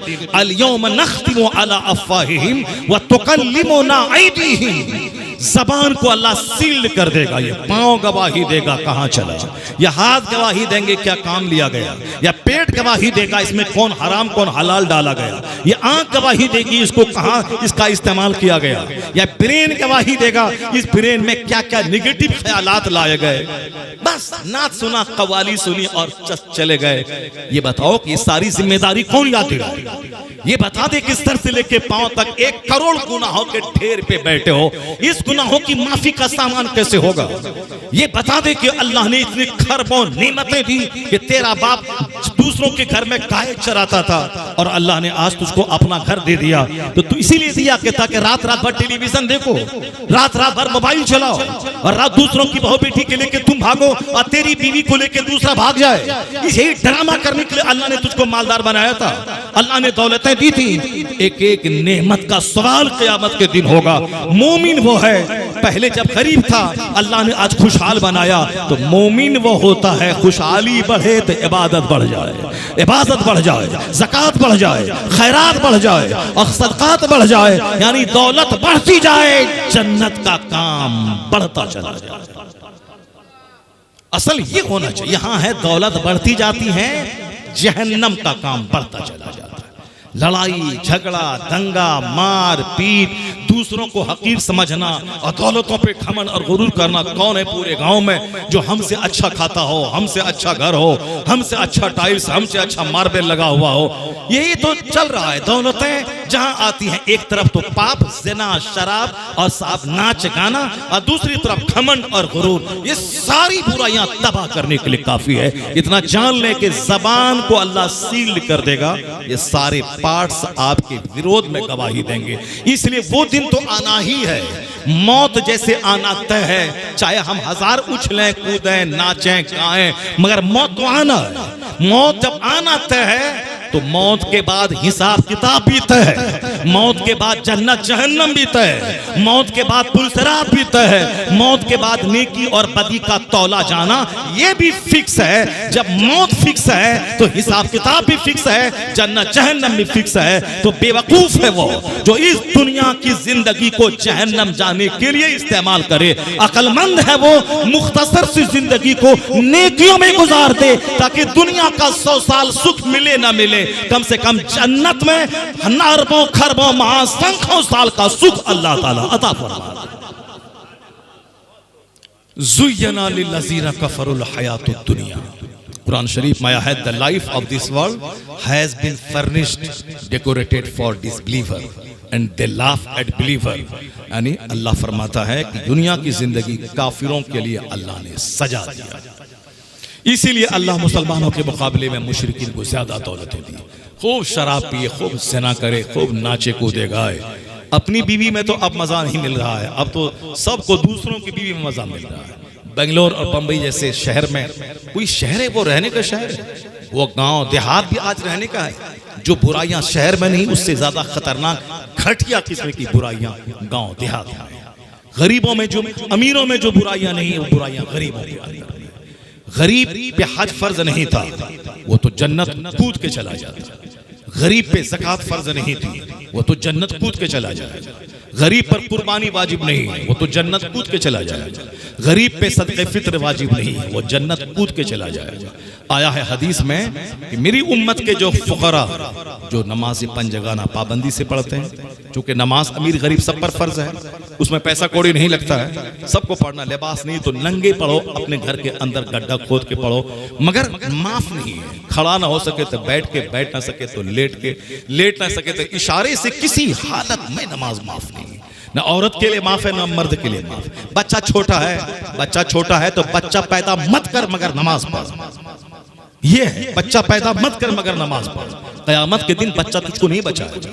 और ये भी गलत बात है कि बच्चे की वजह से नमाज पढ़ने की फुर्सत नहीं मिलती है। मैंने तो उस औरत को भी मैंने देखा है, मगरिब की नमाज पढ़ के बैठी है, दर्द शुरू हुआ है, ईशा से पहले पहले बच्चा पैदा हो गया।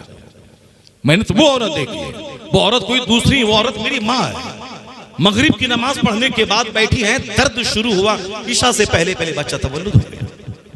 बेशुमार औरतें, लाखों औरतें ऐसी साहब। यहाँ सब पैसे का तमाशा है। 5 महीना पहले से हर महीने की टेस्टिंग चल रही है, और तो डेट दिया है डॉक्टर ने 25 जनवरी, तो 1 जनवरी से हॉस्पिटलाइज कर दिया ताकि डेली टेस्ट हो। और उसके बाद फिर क्या हो, डॉक्टर बोलेगा बच्चा मर जाएगा अगर सीजरिंग नहीं करवाओगे, या तो बच्चा मर जाएगी अगर सीजरिंग नहीं करवाओगे। तो फिर ये जब सीजरिंग ही करवाना है तो ये 9 महीने का टेस्टिंग का क्या मतलब हुआ? जब सीजरिंग ही करवाना है, ये 15 दिन से हॉस्पिटल में भर्ती करवाने का क्या मतलब है? जब सीजरिंग ही करवाना है तो हर महीने इंजेक्शन लेने का क्या मतलब है? जो सीजरिंग करना ही है तो फिर उसके लिए इतनी दवाइयां, डॉक्टर, मेडिकल चेकअप और टेस्ट, ब्लड, यूरिन, स्टूल, ये सब टेस्ट की क्या जरूरत है? जब नमाज नहीं पढ़ोगे और अल्लाह की इबादत नहीं करोगे तो टेस्टिंग भी देना होगा और सिजरिंग भी करवानी होगी। जो औरत पाबंदी से 5 वक्त नमाज पढ़ती है, तिलावत करती है, अपने बदन को हरकत में रखती है, अपने काम काज खुद करती है, अपने आप को गुनाहों से बचाती है, तो उसको बगैर टेस्टिंग के ही नॉर्मल डिलीवरी घर में हो जाती है। और जहां अल्लाह का डर नहीं, खाना है सिर्फ सोना है। शौहर बेचारा बंबई में रेडी चलाए कि मजदूरी करे, दूसरों से आर्डर लेने, मजदूर के जरिए काम करवाने, फिर पेमेंट लेने में जिल्लत रुसवाई झेलने, सेठ के सामने खड़े होकर जलील होने। यहाँ तो पैसा लेके आया तो एसी लगाने, पर्स खरीदने, माल खरीदने, गोश्त मछली खाने, गाड़ी स्कूटी खरीद के जाने तो बड़ा मजा आता है। लेकिन ये माल आता कहाँ से है, कैसे आता है? हमारे शौहर को कितनी जिल्लत, कितनी रुसवाई, कितना दर्द, कितनी तकलीफ उठानी पड़ती है, कोई एहसास नहीं है। बस सिर्फ पैसा है, अपना मौज मस्ती करना है, कमाना है। पैसा बढ़ जाए तो इबादत बढ़ा दे, तिलावत बढ़ा दे, जिक्र बढ़ा दे, रोजाना 1000 बार कलमा पढ़, 1000 बार दुरूद पढ़, तो तेरा बेटा शराबी, पापी, अल्लड़, माँ बाप की छाती पे बैठ के मारने वाला ही पैदा होगा। जब दुरूद और जिक्र तुम करोगे तो तेरा बेटा वली पैदा होगा, कुतुब पैदा होगा, अब्दाल पैदा होगा। सरकार गौसे आजम की माँ सर से लेके पांव तक नेकियों का मुजस्समा थी। बाप ने क्या बोला था, ये मेरी बेटी गोंगी, बहरी, लूली, लंगड़ी, अपाहिज है, क्या वो थी हुस्न जमाल की मुजस्समा। लेकिन इसलिए कहा था कि जबान से कोई गलत बात अब तक नहीं बोली है, आंख कोई गलत काम अब तक नहीं देखी है, पेट में हराम गजा नहीं गई है, हाथ से कोई क्राइम जुर्म का काम नहीं हुआ है, सिर्फ नेकी ही नेकी से इबारत है सारी जिंदगी। और जब माँ ऐसी हो, अब बाप रात भर सजदा और दिन भर जिहाद, तो फिर क्या हुआ? ये दोनों माँ बाप जब आपस में मिले तब बेटा वलियों का सरदार अब्दुल कादिर जिलानी बन के दुनिया में पैदा हुआ। ऐसा नहीं होता कि चले चले पूरब और काबा पहुंच जाए, ऐसा नहीं होता कि खाएं हराम और बच्चा वली पैदा हो जाए, ऐसा नहीं होता है कि ना नमाज पढ़े ना रोजा रखें और बच्चा कुतुब पैदा हो जाए, नहीं होता। जैसी जमीन वैसी फसल, जैसा दरख्त वैसा फल। जब बाप थे मौला अली जिहाद सजदा, जब माँ थी फातिमा तू ज़हरा रात भर सजदा और दिन भर शोहर और बच्चों की खिदमत और नमाज़े पंजगाना की पाबंदी, तब उस कोख का बच्चा तारीख रचने वाला इमाम हसन इमाम हुसैन पैदा हो गए। जब बाप थे ख्वाजा सैयद गयासुद्दीन और माँ थी रात भर मुसल्ले पर बैठकर अल्लाह अल्लाह करने वाली, जब वह हामिला हुई तो उसके पेट का बच्चा रात भर कलमा पढ़ता था, उस कलमा की आवाज उसकी माँ सुनती थी। तो फिर बच्चा कौन पैदा हुआ? बच्चा वही पैदा हुआ जो 90 लाख काफिरों को कलमा पढ़ाने वाला मोइनुद्दीन अजमेरी की शक्ल में पैदा हुआ। एक कौमे मुस्लिम ऐसा नहीं होता है कि नात सुने जन्नत चले जाएं, मौज मस्ती करें जन्नत चले जाएं, जैसे चाहे जिए जन्नत चले जाएं, लड़ाई झगड़ा करें जानवर की तरह जिए जन्नत चले जाएं। नहीं होता। ये शहादत गए उल्फत में कदम रखना है। लोग आसान समझते हैं मुसलमान होना, जब दुनिया में मालदार होने के लिए रात रात दिन दिन भर खटना पड़ता है, मेहनत करनी पड़ती है, हुनर सीखना पड़ता है, दिमाग जलाना पड़ता है। जब दुनिया का पैसा बगैर दिमाग जलाए नहीं मिलता है तो खरबों साल की जन्नत बगैर दिमाग जलाए कैसे मिलेगी? तो दुनिया का माल चाहिए तो दुकान जाना होगा, फैक्ट्री जाना होगा, खेत जाना होगा, और अगर जन्नत चाहिए तो मस्जिद जाना होगा, सजदा करना होगा, नमाज पढ़नी होगी, रोजा रखना होगा। खेत गए बगैर फसल नहीं पैदा होती, तो मस्जिद गए बगैर भी जन्नत नहीं मिलती।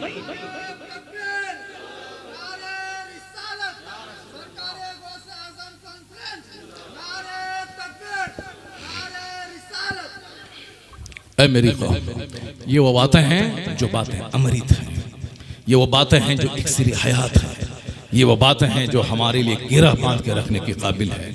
यही बातें हैं, इसी को सुनने के लिए जुमा का खिताब, यही वो बातें, इसीलिए ईदैन का खुतबा, यही वो बातें जो सुनने के लिए मजलिसों का एहतमाम है। एक दो महीने तक मारे मारे फिर कर कीमती पैसा लगाकर चंदा करके ये जो मजलिसें सजाई जाती हैं, इंजॉय के लिए नहीं सजाई जाती, सिर्फ दो चार घंटे नात सुन के मस्ती के लिए नहीं सजाई जाती है।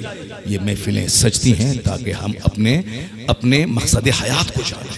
ये महफिलें सजती हैं ताकि हमारे सीने में जो जंग है वो जंग छोड़ाया जाए। जब जंग हल्का हो तो हल्की बात से जंग छूट जाता है, लेकिन जब जंग गहरा हो तो जबरदस्त डिटर्जेंट चाहिए। जब जब जब तो मीठी दवाई से फायदा कम होता है, दवा जब कड़वी हो तो उसका फायदा ज्यादा होता है। सिर्फ हाँ हेलो करने से सुभान अल्लाह बोलो जन्नत चले जाओगे, पीर साहब के यहाँ जाओ जन्नत चले जाओगे, दरगाह पे चादर चढ़ाओ जन्नत चले जाओगे। अगर इतना ही आसान है तो डेली चादर चढ़ाइए, क्या लगा हुआ है? इतना ही आसान है तो डेली लोहमान सुलगाइए जन्नत चले जाइए, और डेली 10 रुपए का बताशा ला के फातिहा दिलाइए और जन्नत चले जाइए। सरकार गौसे आजम 40 बरस तक इशा के वजू से फजर की नमाज पढ़े, रात भर 1 मिनट के लिए सोए नहीं। ये उनका गुलाम का स्टेटमेंट है। 40 दिन नहीं, 40 हफ्ता नहीं, 40 महीना नहीं, 40 साल तक। गौसे पाक की उम्र है 91 साल।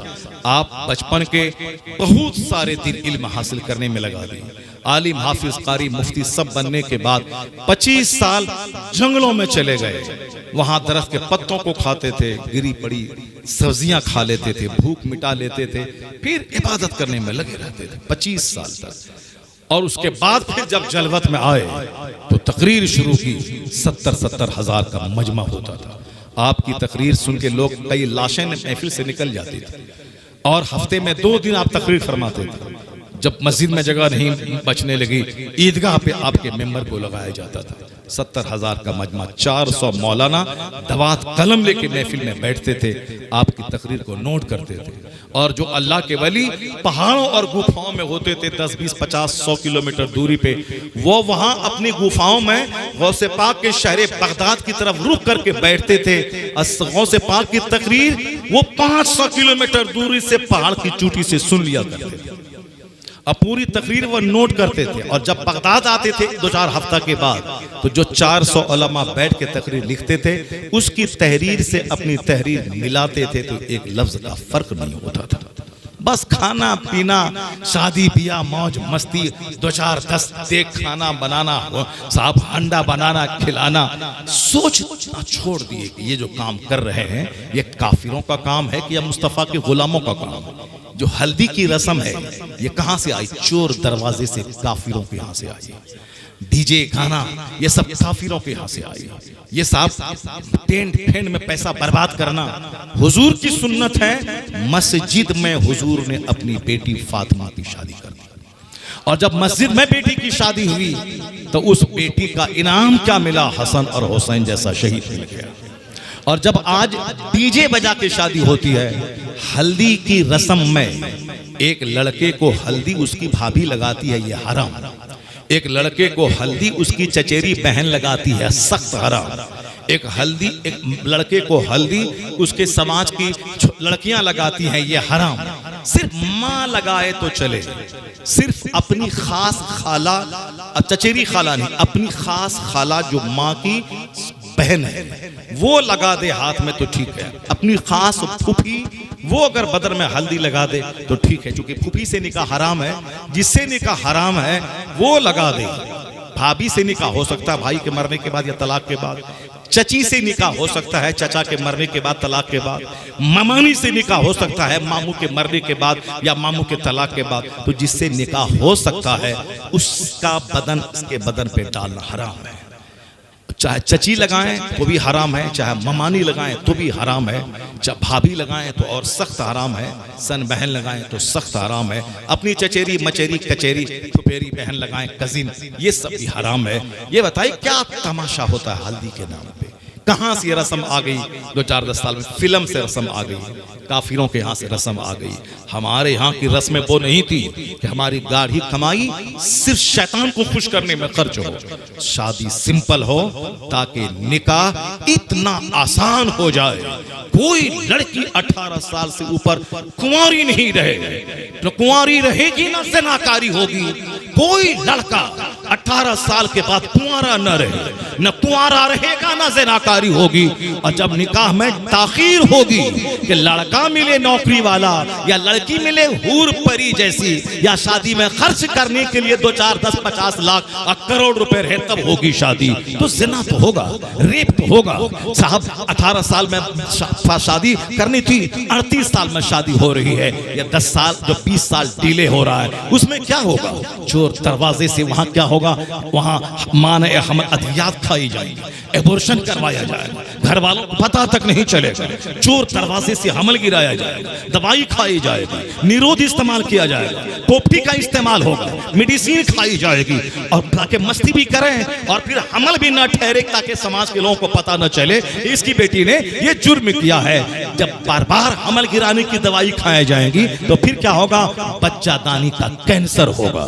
जब कैंसर से पीड़ित हो जाएंगी तब उनकी शादी होगी 50 लाख की धूमधाम वाली शादी। वह कार्ड छपेगा, वह धूमधाम से डेकोरेशन होगा, वह 10 दिन से शादी की तैयारी होगी, और सारे रिश्तेदार आके नाचेंगे गाएंगे और झूमेंगे। और उसके बाद पता चला जब वह खंखड़ बन के 38 साल की उम्र में शौहर के पास गई, पता चला कि इनको तो बच्चादानी का कैंसर है। ये बताएं जब बच्चादानी का कैंसर हो तो कौन लड़का उसे कबूल करेगा? फिर तो सारी जिंदगी तबाही की नजर हो जाएगी, और फिर इसी तरह रोते बिलखते हुए सिसकते हुए और भी बर्दाश्त न हो तो जहर खा के मरते हुए। कौन कहा था अपनी जवानी का गलत इस्तेमाल करना?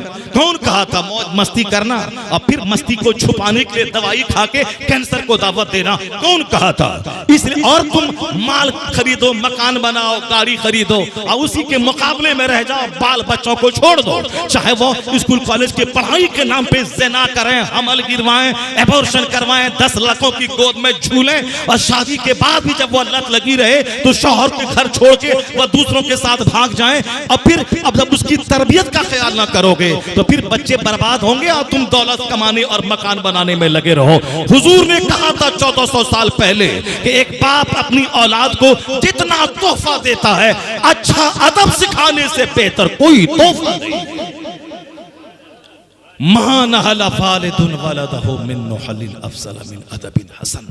आका फरमाते एक बाप अपनी औलाद को जितना गिफ्ट देता है, अच्छा अदब डिसिप्लिन सिखाने से बेहतर कोई गिफ्ट नहीं है। 50 अरब का मकान देने से बेहतर है कि बच्चे को नमाजी बना दें, उनके दिल में अल्लाह का डर डाल दें, उनको बता दें कि सारी जिंदगी दुनिया में जिंदा रहना नहीं, मरने के बाद अल्लाह को मुंह दिखाना है।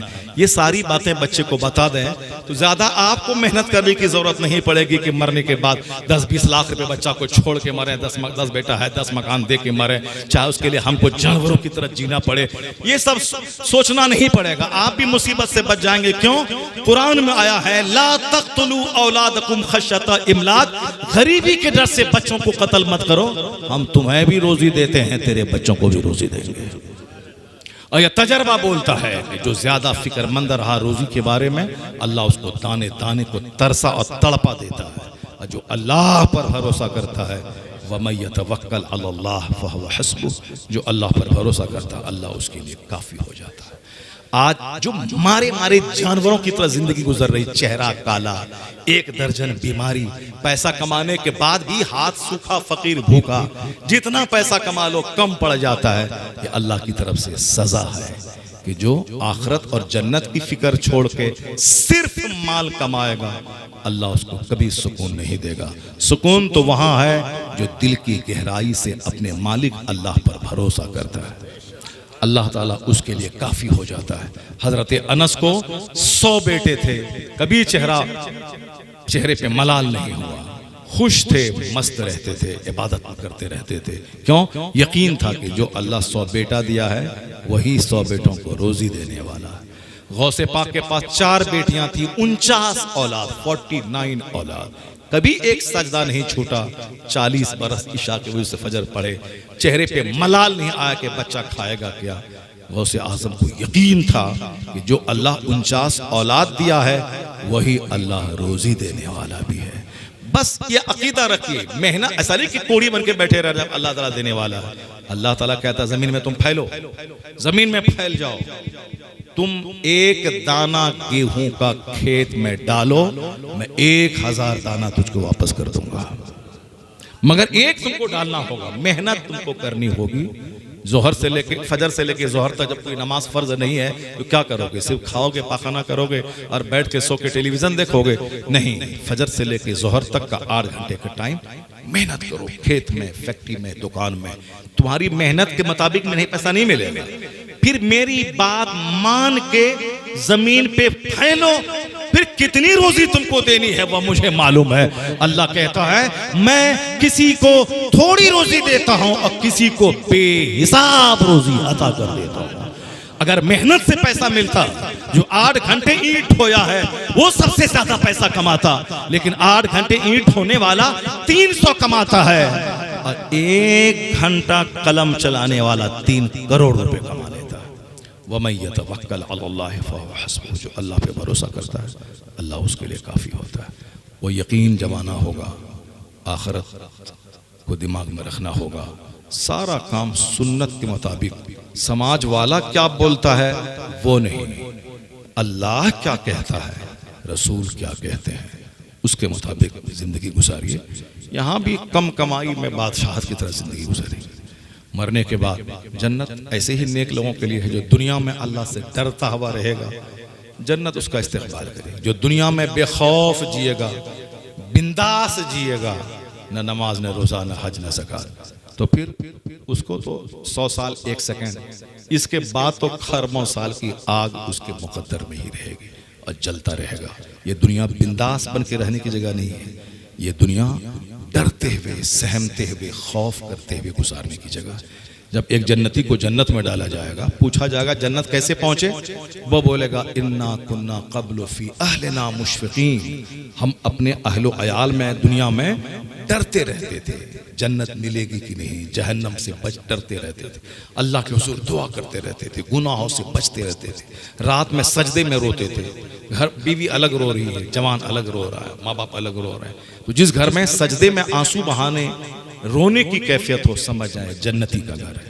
और जब बंदा जब जहन्नम में डाला जाएगा, फेंका जाएगा आग में, और कहा जाएगा क्यों ये जहन्नम में गया, क्या करता था दुनिया में, तो जवाब मिलेगा इन्नहु काना फी अहलिही मसरूरा, ये अपने अहलो अयाल में मस्त रहता था, खुश रहता था, कॉमेडी सुनता रहता था, सिनेमा देखता रहता था। अल्लाह ताला हमको आपको सबों को नेक बनने और गौसे आज़म के तरीके पे अमल करने की तौफीक अता फरमाए।